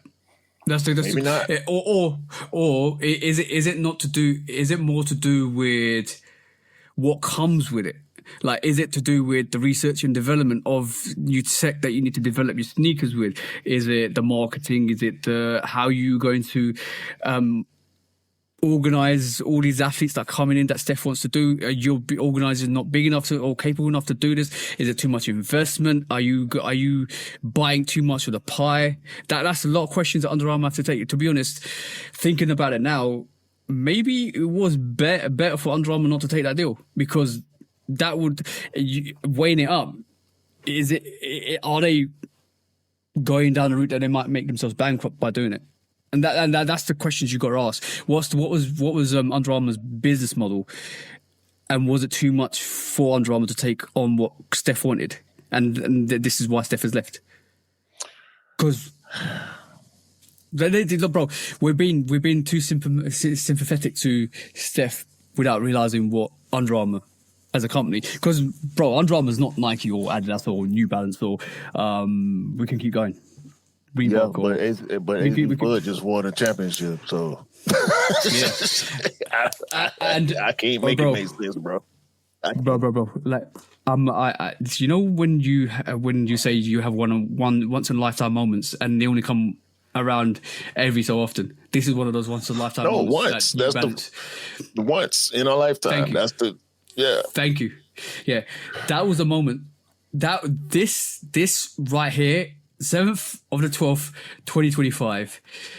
Remember that year, and remember the day that the month that Under Armour could have been bigger than they were. Remember that day. Gunna ain't gonna be able to save y'all. I love what Gunna's doing with Under Armour.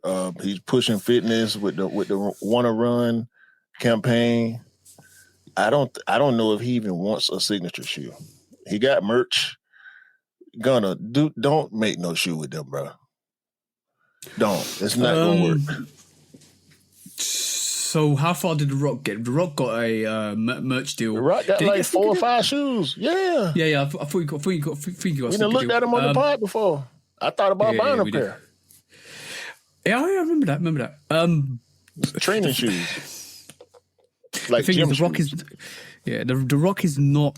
The Rock is not wrestling enough to have a deal like that. To be honest, if he was still active or early in his career, or even in the middle of his career, I could see it making more sense. Yeah. This was Under Armour's Jordan moment for the Women's League with Curry. Man, with an established NBA star. That's crazy. You know, that's less of a, that's even more of a guarantee than Nike had with Jordan. For sure. Yeah, Project Rock. Yeah, he had shoes, merch, everything. Mm-hmm. He's pretty much a signature athlete. Mm-hmm. Of course. So yeah. In retrospect, he's probably one of the first wrestling signature athletes. Yeah, the only one I can think of. Yeah.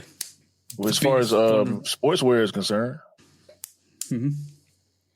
And his shoes are selling for $140, $160. Yeah. But because everybody loves The Rock, that's the thing. Yeah, and if you're into gym culture, bodybuilding or whatever, you know, you're gonna probably buy it. but losing Steph Curry because of not signing AZ Fudd and Caitlin Clark. Come on, bro. It's just not smart.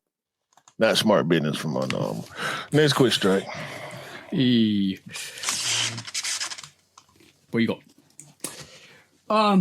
It's me. So Denim 3s, bro. So we saw a white variation of a Denim 3 and we saw a blue variation of a Denim 3.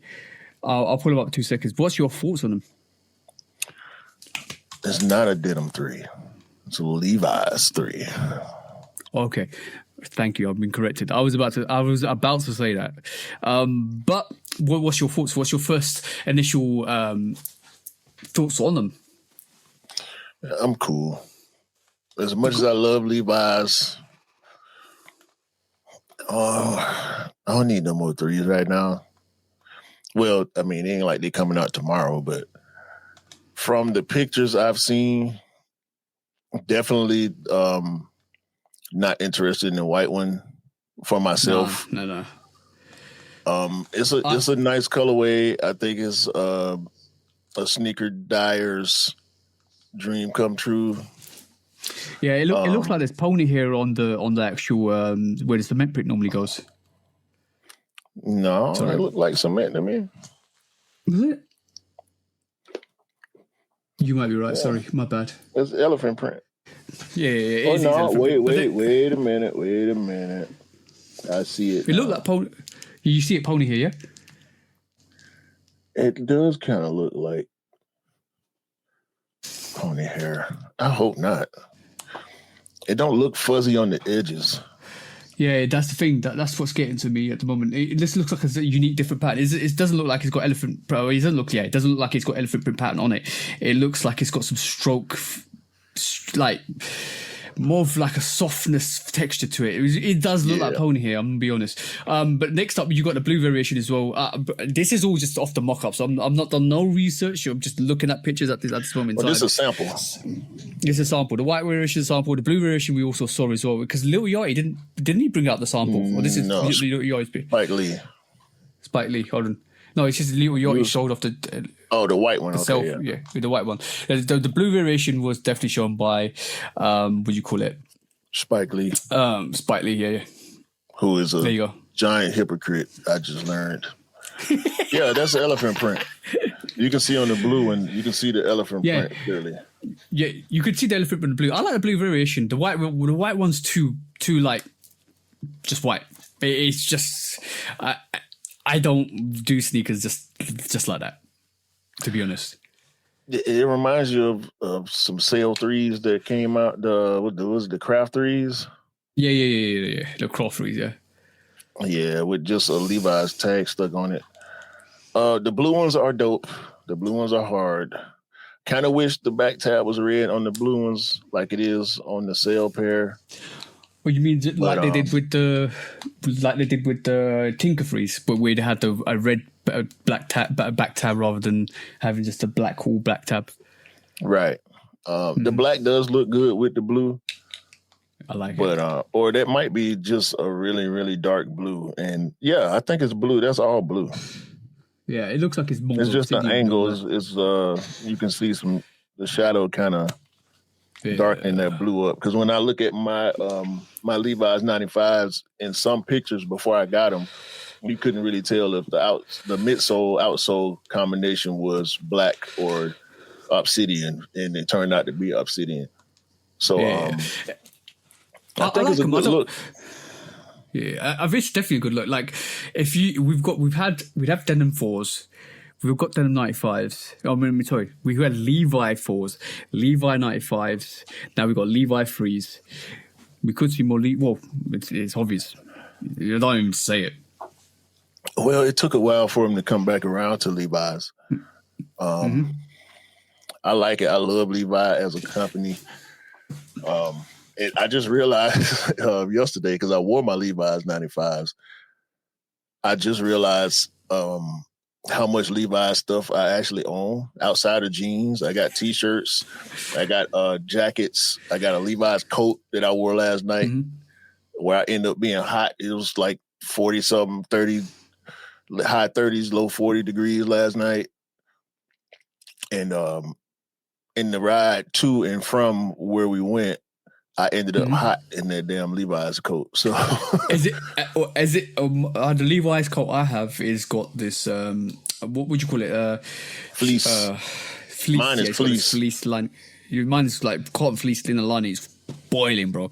Boiling. Like you got to wear that a cold day, otherwise you're sweating, bro. Mine is like a wool fleece on the outside with a hood and a collar, buttons and a zip. It's like a quarter length, like pretty much to your mid thigh length. But the inside is got the nylon liner. But whatever is in between that fleece and that nylon, it works. So it's got the the buttons and all that. It don't. There's minimal branding on it. Just a little red tab on one of the front pockets. It's got front pockets, inside pocket. I love that coat, man. I had it for probably 5-6 years at this point. And I always forget about it until it gets really cold and I pull it out. And then you take it. Yeah. And it's like dark gray.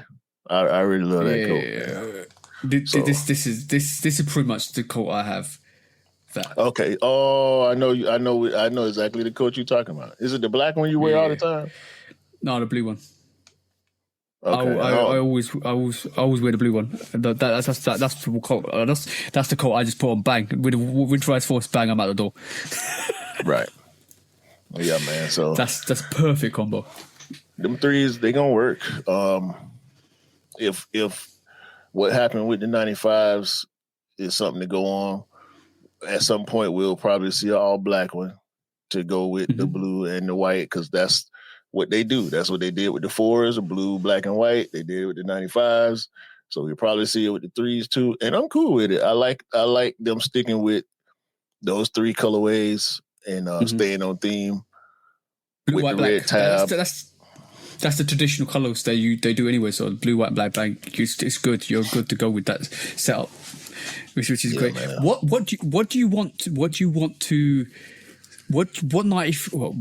Levi's do you want them to do next, in particular in terms of urgency?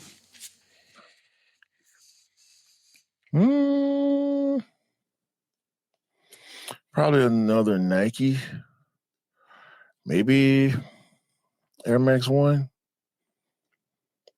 or Dunk, Air Max. Maybe Levi's Dunk. Air Max 1. Air Max 1 would be quite nice. Levi's Dunk. Would they ever put it on a basketball sneaker? That's the thing. Would you ever want them to put it on a Kobe, like for casual, turning a whole basketball range to a premium range? Nah. They gotta stay casual. I don't think it'll work going basketball, because especially with this new stuff, it's got to be retro basketball or just straight casual. I can't really see it with like any of this new stuff, or even a Kobe or a LeBron. I'm pretty sure LeBron probably got some denim version of his shoes, PEs or samples or whatever. But I mean, outside of the Jordan signature line, I'd probably say Air Max 1 first. Yeah. The thing is, the Air Max, if they did the Air Max 1, the thing is, the Levi's material itself, is that the thing? All right, I'm using too many words, but I'm trying to get across this sentiment. Denim and corduroy, how close are they in terms of materials? Not very. Okay. Not very. I even thought about wearing my Levi 95s with some corduroy pants, and I decided against it because I ain't got no denim shirt. Like, I gotta have something else denim. I've done it one time where I wore the 95s without any denim, and it was cool, but I felt funny having on denim shoes and no jeans denim. So but corduroy and jean is totally different. Totally different. the reason why I was saying that was because they could like I'm using the inspiration, not the materials, the inspiration of the Sean Weatherspoon, and using the denim of all three colours and producing a replication of the Air Max 1 variation, not the 97 one, the 1 variation, using a similar pattern to what they did with Sean Weatherspoons. If they want to mix it up and do like some patchwork type of deal, I'll be cool with that. Probably jean, denim, corduroy, and khaki. Yeah. I could see something like that, depending on the silhouette. For sure. Maybe a 3, because three's got enough panels to mix it up. Like the patchwork 3 that we got. Right. Yeah. I'm intrigued because like the thing is, it's good to keep seeing those 3 patterns, but you need to mix it up once in a while because it gets repetitive. It's like, oh, we saw that with the 4s, we saw that with the 3s, we saw that with the 95. No.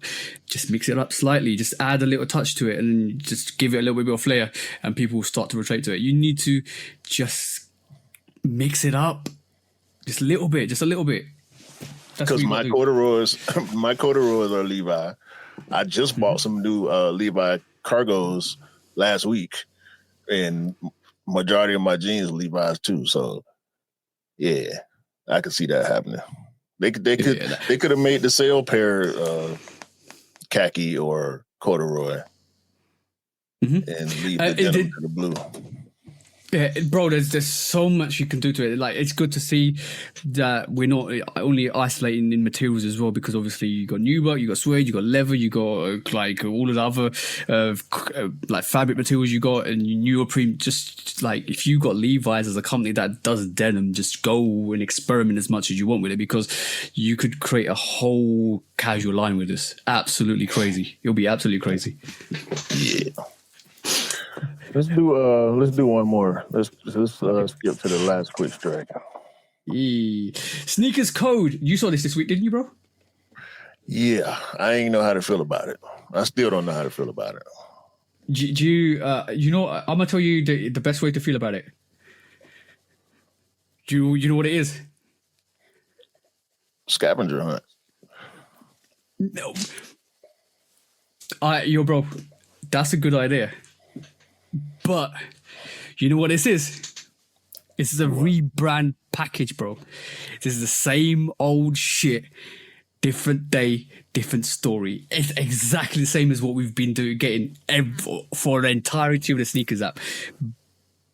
But it's all together now. Like, literally, is like, you might get this, you might get that, you're just being told exactly the same of what's going to happen or what's been happening. But we just been told. Reiterated. For the newer generation. That's it, bro. Tell me something out of that sneakers code that is different to what we normally do. I don't see how it's the same. Okay, cool. Like, how is it the same? It's rebranded to it because if the functionality is kind of the same, even if it's tweaked. In what way? All right, let's run through the key points. Hold on. So sneakers. I'm going to share this. Hold on. So sneakers code.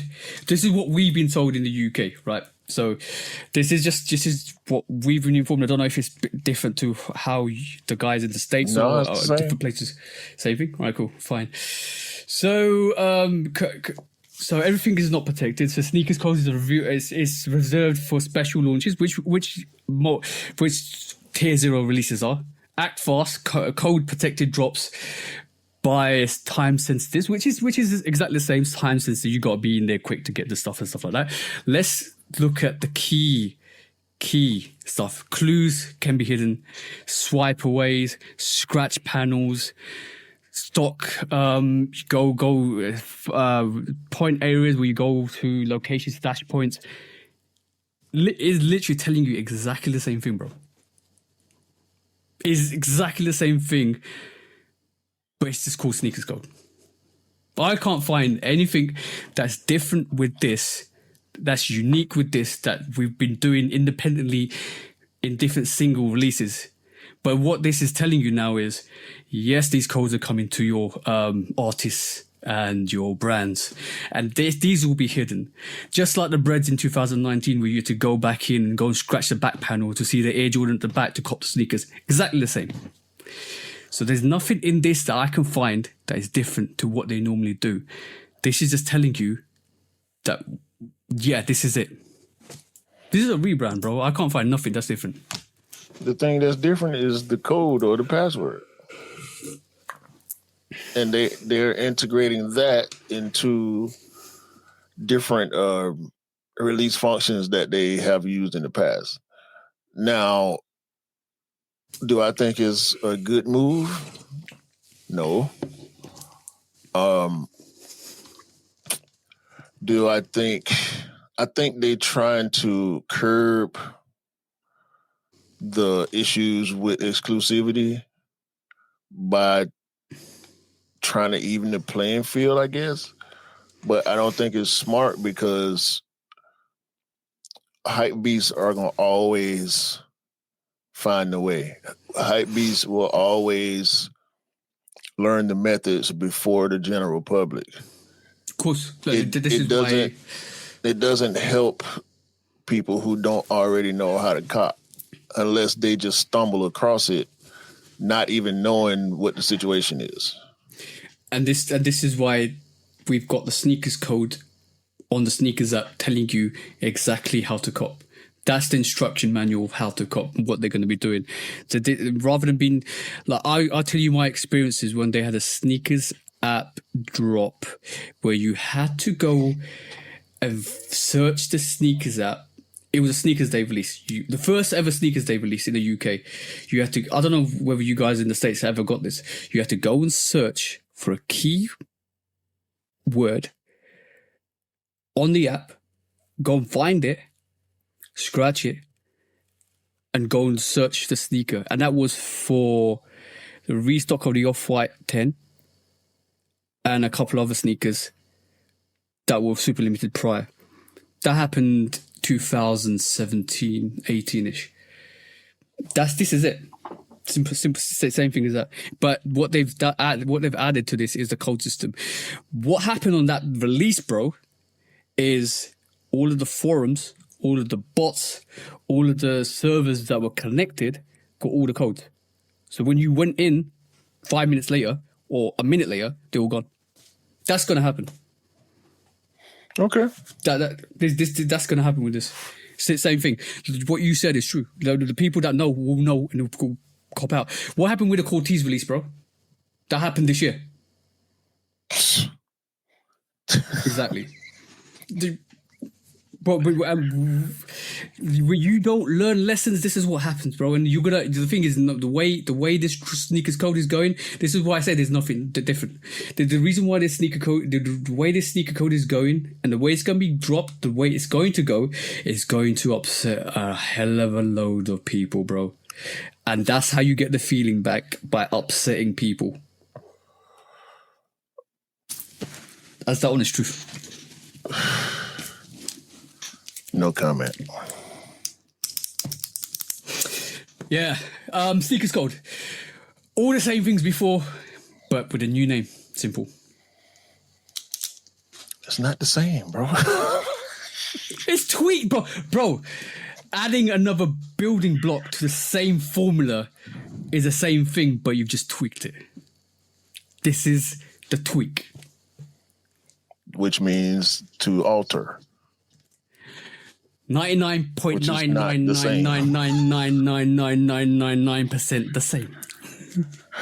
All right. Well, this is the point we say we agree to disagree. Yes, we do. No, I get the sentiment, but the way you got there is what I disagree with. But it's okay. Oh yeah, I skipped a hell of a load of cycles in my brain. Like I can't say that, and I can't say that because the pod will be like 2 hours long. So let me just skip to this. That's why. We should have did sneakers code first. Sure, you go there now today.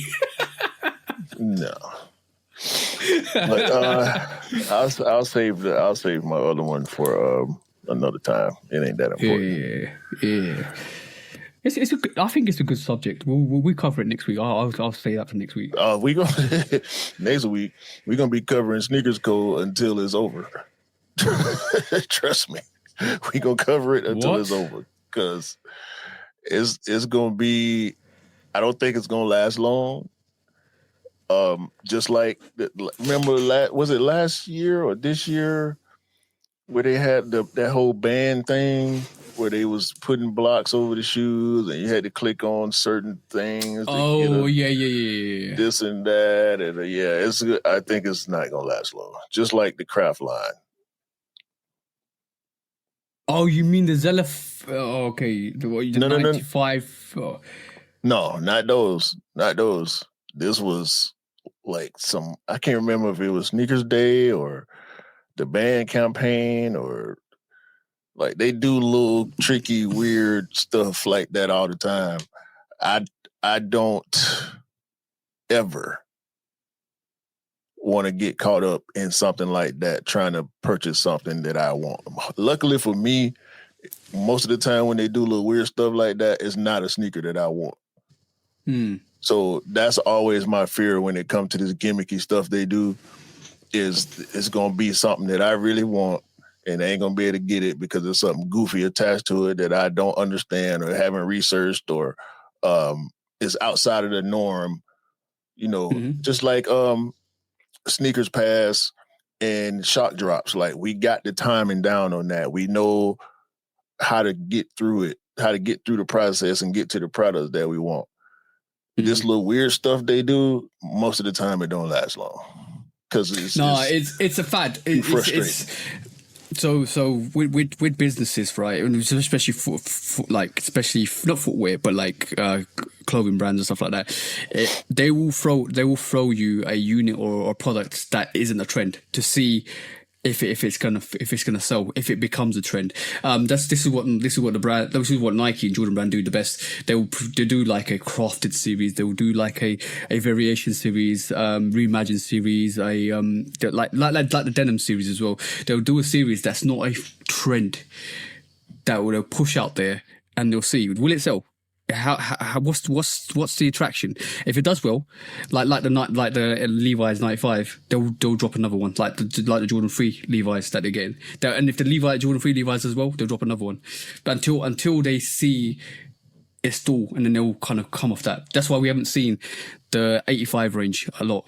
That's why we haven't seen the crafted range a lot, because they're not selling out.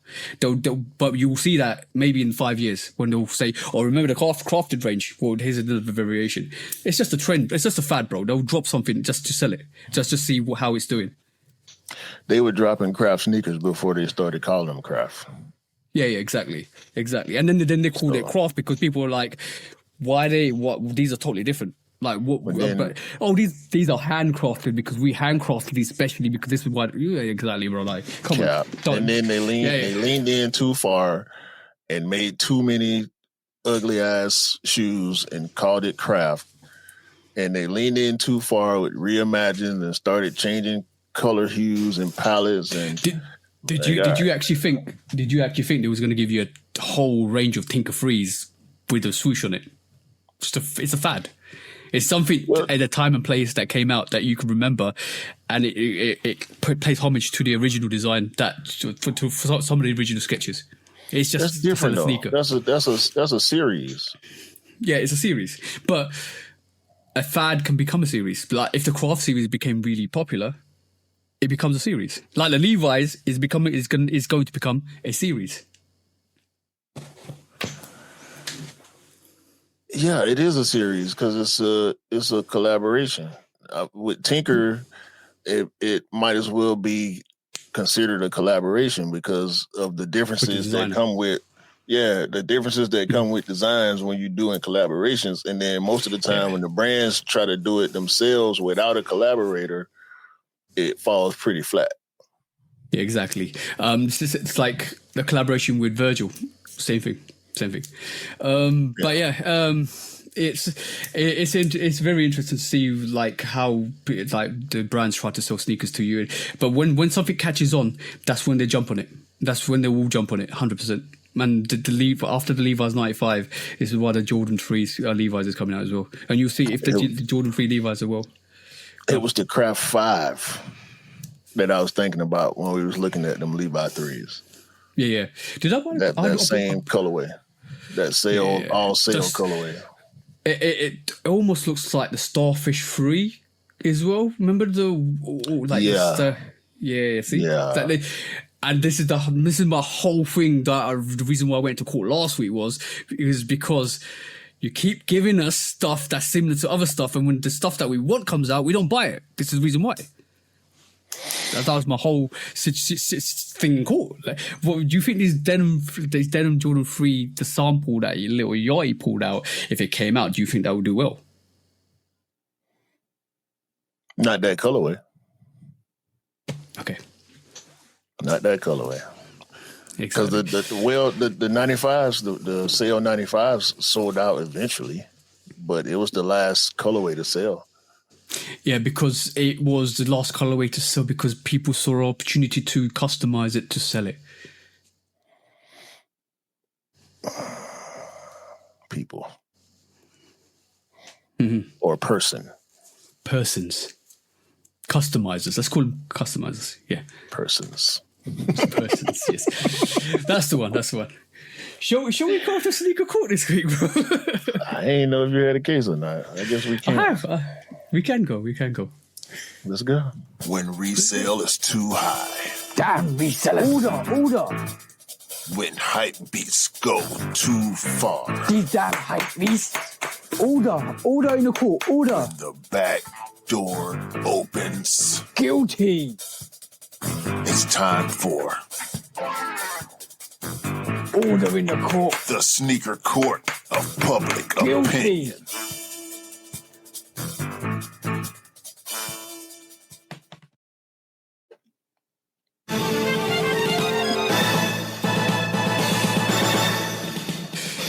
Guilty. Welcome back to Sneaker Court of Public Opinion with me, Judge Public Opinion and Executioner. This week, we got told by our reseller colleagues, I won't call her colleagues, our reseller fiends, let's just say, that sneakers is dead. But what's wrong, bro? It's funny, man. So we got told by our favorable, lovable, slappable resellers that sneakers are dead. So I don't know when the last time a reseller told you a sneaker was dead because the profits of a sneaker wasn't doing what he expected it to do.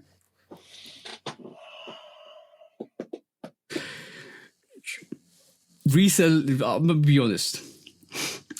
Just be quiet. For real sneakerheads, it's a live and bustling world because my sneakers are like 80 quid, bro. My sneakers are like £75. My sneakers are like £100.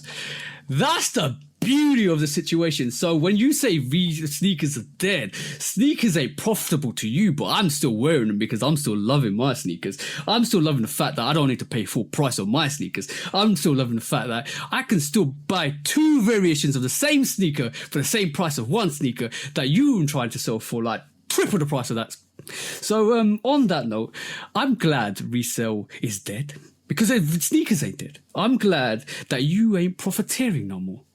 And I'm also glad that you will probably go and find a better job for you to do that will get the money you want and you'll leave the sneaker space, which is absolutely beautiful because now the sneaker space is standardizing and going back to where it was before COVID, which is absolutely amazing. So thank you, resellers, for the business you have conducted.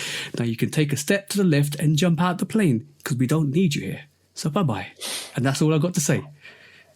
Anything you want to say, bro? The sneaker culture is safe again. Yeah, celebration time. Like Exactly. y'all, because y'all can't upcharge 50%, 100%, 200, 300, and 400%.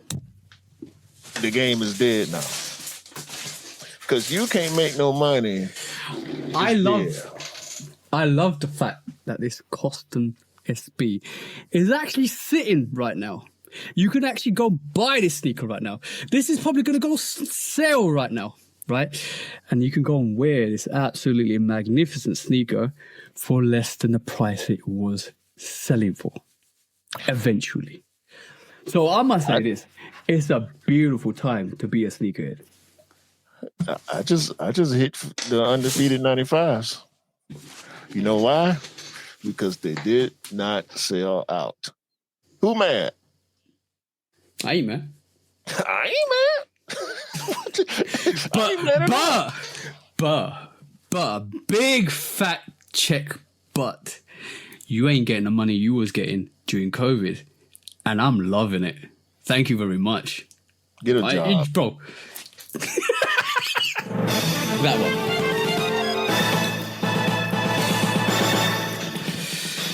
Guilty. Go get a job. Resale on sneakers is dead. If you want to wear sneakers, put them on your feet, not on eBay or StockX, because you ain't gonna get no money from them. And sneakers are alive and kicking, guys. Alive and kicking. And I'm smelling me a $200 shoe for $500. and tell you that you're and telling you he's helping you out by doing it with Crocs on. And some dirty socks. That's the one, bro. They need to make it back in. Guilty. All right, cool. It's done. Bye-bye. See you in the next 15 years. That's it, bro. When resale is too high. Damn resellers. Order. When hype beats go too far. These damn hype beasts. Order in the court. Order. The back door opens. Guilty. It's time for Order in the court. the sneaker court of public Guilty. opinion.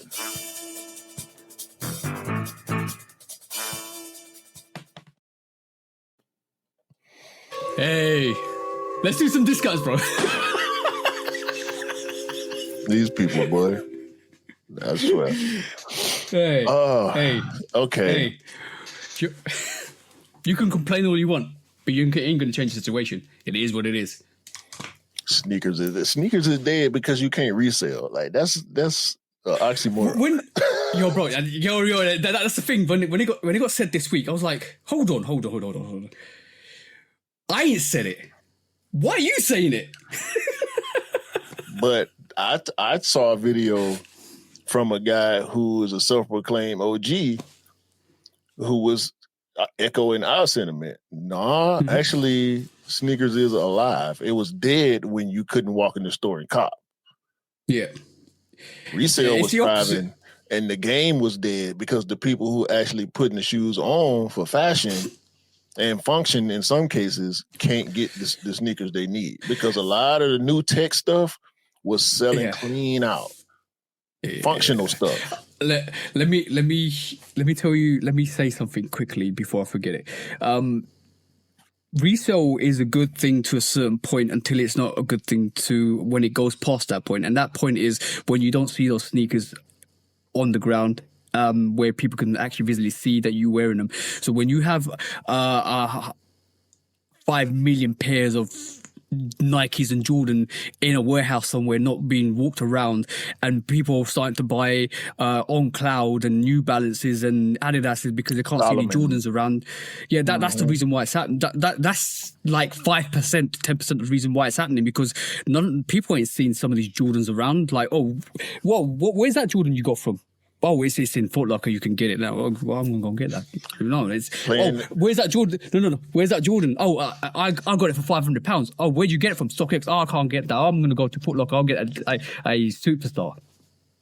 Right. Come on now. Like gel lights. Yeah, exactly, bro. Like the resale is good to a certain point until it goes past that point and it's detrimental to your business. Right. Y'all dumb as Under Armour. Discounts. Jeez. I can't wait to see Juju Watkins play basketball again.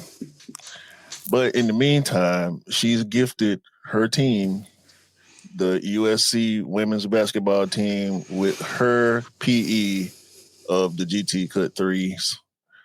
You gotta love it. Shout out to Juju. Recover well. George Lucas, Mr. Star Wars himself, is opening a museum in LA. Oh my. Where you going? Have you seen this? No. You're the first person to tell me. Yeah, I'll show you. I'll postpone. Yeah. Shout out George Lucas. Tyler,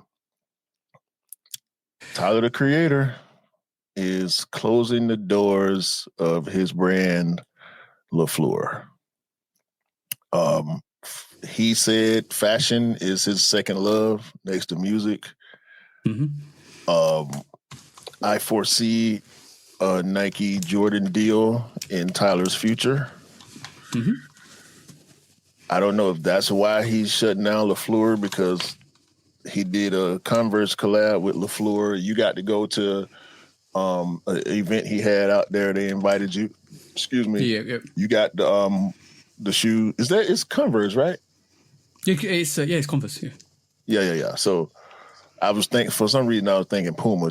I think probably because of that silhouette that you got, it reminded me of a Clyde. But yeah, Tyler is supposedly closing the doors to LaFleur. So there's that. Shout out to Tyler. University of Oregon remains undefeated.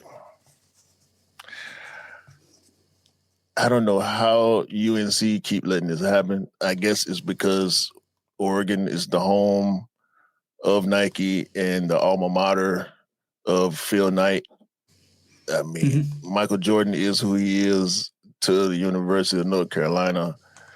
However, Oregon has now made a Jordan 11 Oregon PE. Goodness gracious. If you like Jordan 11s, just go find it and thank me later. What is it? The Jordan PE Oregon, yeah? Yeah. Jordan 11. Oh, damn. The green one, right? Yes. Oh. That's stupid. It's not even leather. It's not even leather. It is not even fair. It's not even fair either. That's yo. Jordan Brand, give those sneakers to the bloody Brazilian athletes to wear at Nike at the bloody World Cup tournament. That is the Brazilian colors spot on. You got to do that. Got to do that. Oregon colors. Same. Bro, same. It's the same colors, bro. Green and yellow. Same colors, bro. Trouble. Oregon undefeated, bro. Every time you think some other school got a better PE, no, they don't. No. You're the fraternity you come from can't have lesser grade of sneakers than the fraternity that you gifted other universities sneakers to, bro. You can't have Oregon having not the best release. See what I'm saying?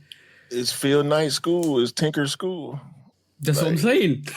Bill Bowerman. Like, what can you do? Blue Ribbon Sports started at the University of Oregon. And if y'all don't know, Blue Ribbon Sports became Nike. I just thought about this too, talking about colors. Pantone, y'all lame as hell. The color of the year is white. For 2026. They talking about frosted something. It's like a hazy blue, but it's really just white. Like a white with a 99% white, 1% blue. Like, y'all lazy as hell.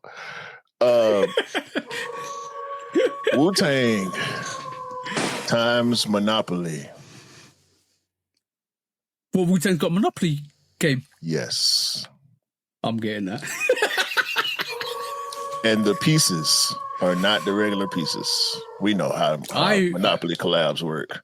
Yeah. Wu-Tang times Monopoly. Hey. New Balance has a Sashiko Gals collaboration. Ooh.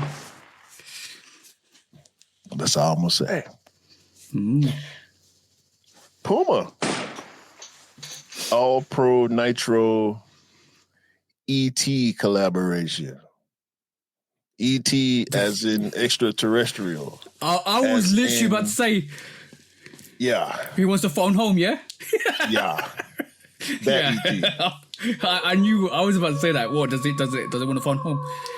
Elliot, that ET. Yeah. Yo, bro, Mrs. was scared of ET when she first saw it. Who wasn't? Shit. Look at I it. wasn't. Yeah, I know. To be honest. Speaking of gifted PEs, this was hilarious to me when I saw it. Caitlin Clark gifts her boyfriend's team her Kobe PEs. Who knew Caitlin Clark had a boyfriend? Bro,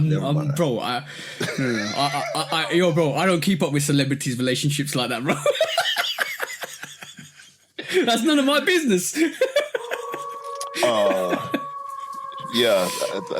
Caitlin Clark got a boyfriend. That's really the reason why I put this. I thought you were about to say some breaking headlines, bro. Thank God Caitlin Clark got a boyfriend. I thought we was going to take this to court, but I could understand why you may not have. Okay. $1 million worth of luxury high-end clothing was stolen from a private boutique. I heard that one. Yeah. So it's a private boutique. I can't remember and don't care about the name of the place. It's on the second floor of a high-rise. Dudes climbed the fire escape, bust through the window, and went straight to the most expensive rack in the store. And the owner claims to have $1 million in losses. This dude then took pictures with all types of celebrities from Mo Bamba to Future. I hope you had insurance, man. Yeah. And, remember Goodfellas? When they start putting petrol tissue in the roofing. Oh yeah. And then setting it on fire. Yeah. You got the gist, yeah?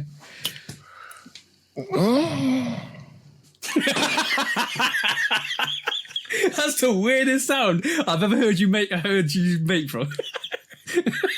That was the sound of my brain moving from one side to the other.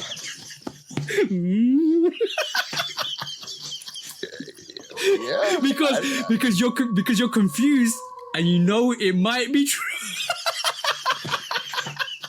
No, because my initial thoughts were some customer, some affiliated customer or employee or somebody knew exactly where to go get the most inside job stuff. Inside job, bro. I instantly thought that inside job. You're climbing up the fire escape to go to the most expensive stand or display. And you took it. You did your research. You scouted the place. You saw where the cameras were. You saw where the entry places were. This was the inside job, bro. Like, what are we talking about? Yeah, all the chrome heart, all the Gucci and Louis and yeah. Oh yeah. Last but not least, on the discounts list, Club 520. Bro. Huh? Yeah, Club 520. We're conspiracy theorists, bro. Club 520. Club 520 has secured an Adidas deal. I'm so disappointed in Jeff Teague right now. Jeff Teague and B-Hen and Mike and Will and all the dudes from the 520 podcast.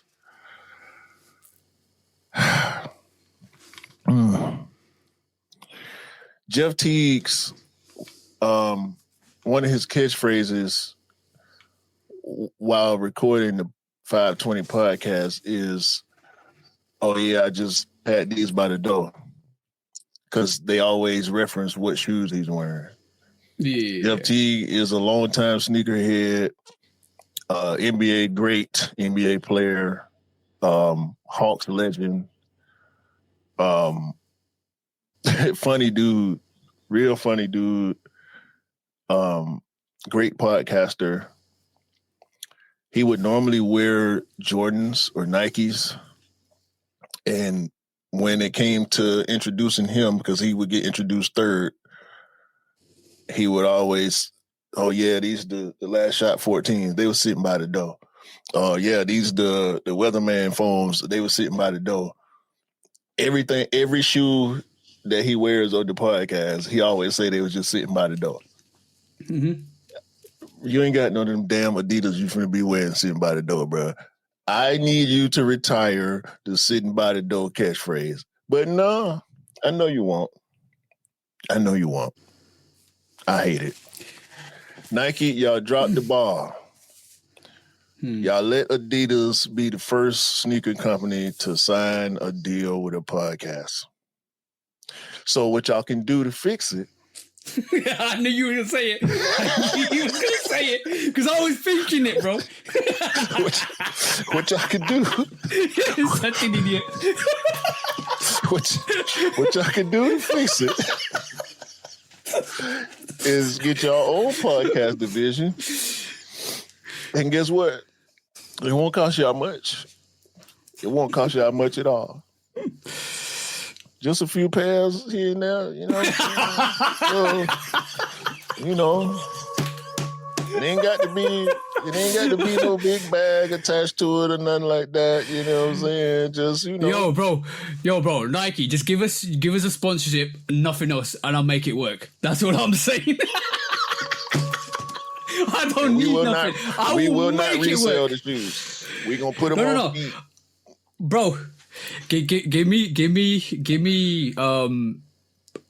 the access to your sneak all any of the new releases that you got, and your sponsorship and your name, no money, and I'll make it work. And trust me, we're the biggest podcast. I just want to collab. Hey, I can see it now. Ambitions. Nike times SDP Air Max 95. Yeah, and there'll be a poor print with Nike. No. See, that's why we gonna have to have separate collabs. You get your colorway, I get my colorway.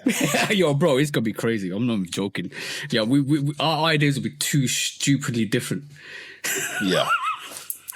Yeah, that's a fact. That's a fact. We will have to agree to disagree on the colorway. Yeah. That would be what, yo, bro. That would be one of the collaboration names. Agree to disagree. That's the first one. Because the left hand sneakers my design, the right hand sneakers your design. That's the first colorway. Agree to disagree. Oh, bro, that's crazy. We already got it. Hit the button, bro. Hit the button. Not to be used without the express ring consent of the Shoot Dog Podcast. Yeah, and that one. Exactly. You could do it, but you never do it like us because you don't think like us. That's it. Oh, that was a show, bro. It wasn't. Yeah. We went a little over. Sorry, guys. It's nearly Christmas. We're giving you extra gifts. Yeah, along with extra fees on a $3 charge.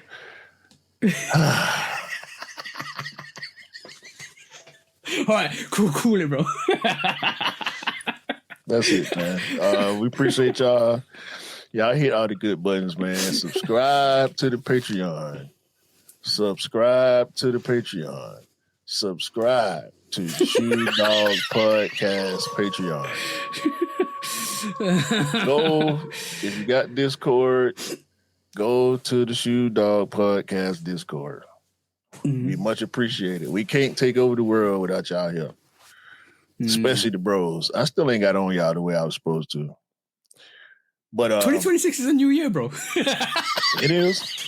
There's gonna be some. Yeah. Y'all have a great day, great week, great month, great year. Continue to buy what you like and rock what you like, and don't believe the hype, because the sneaker game is still alive, and the sneakers don't make you cool. You make the sneakers cool. Remember that, guys. That is a fact. Listen to the man when he tells you the truth. Exactly. And don't let a vegan tell you how meat tastes, because let a reseller tell you how much a sneaker price should be and how much she's selling it to you for. So on that, bye-bye, resellers. Bye. Peace out. Peace.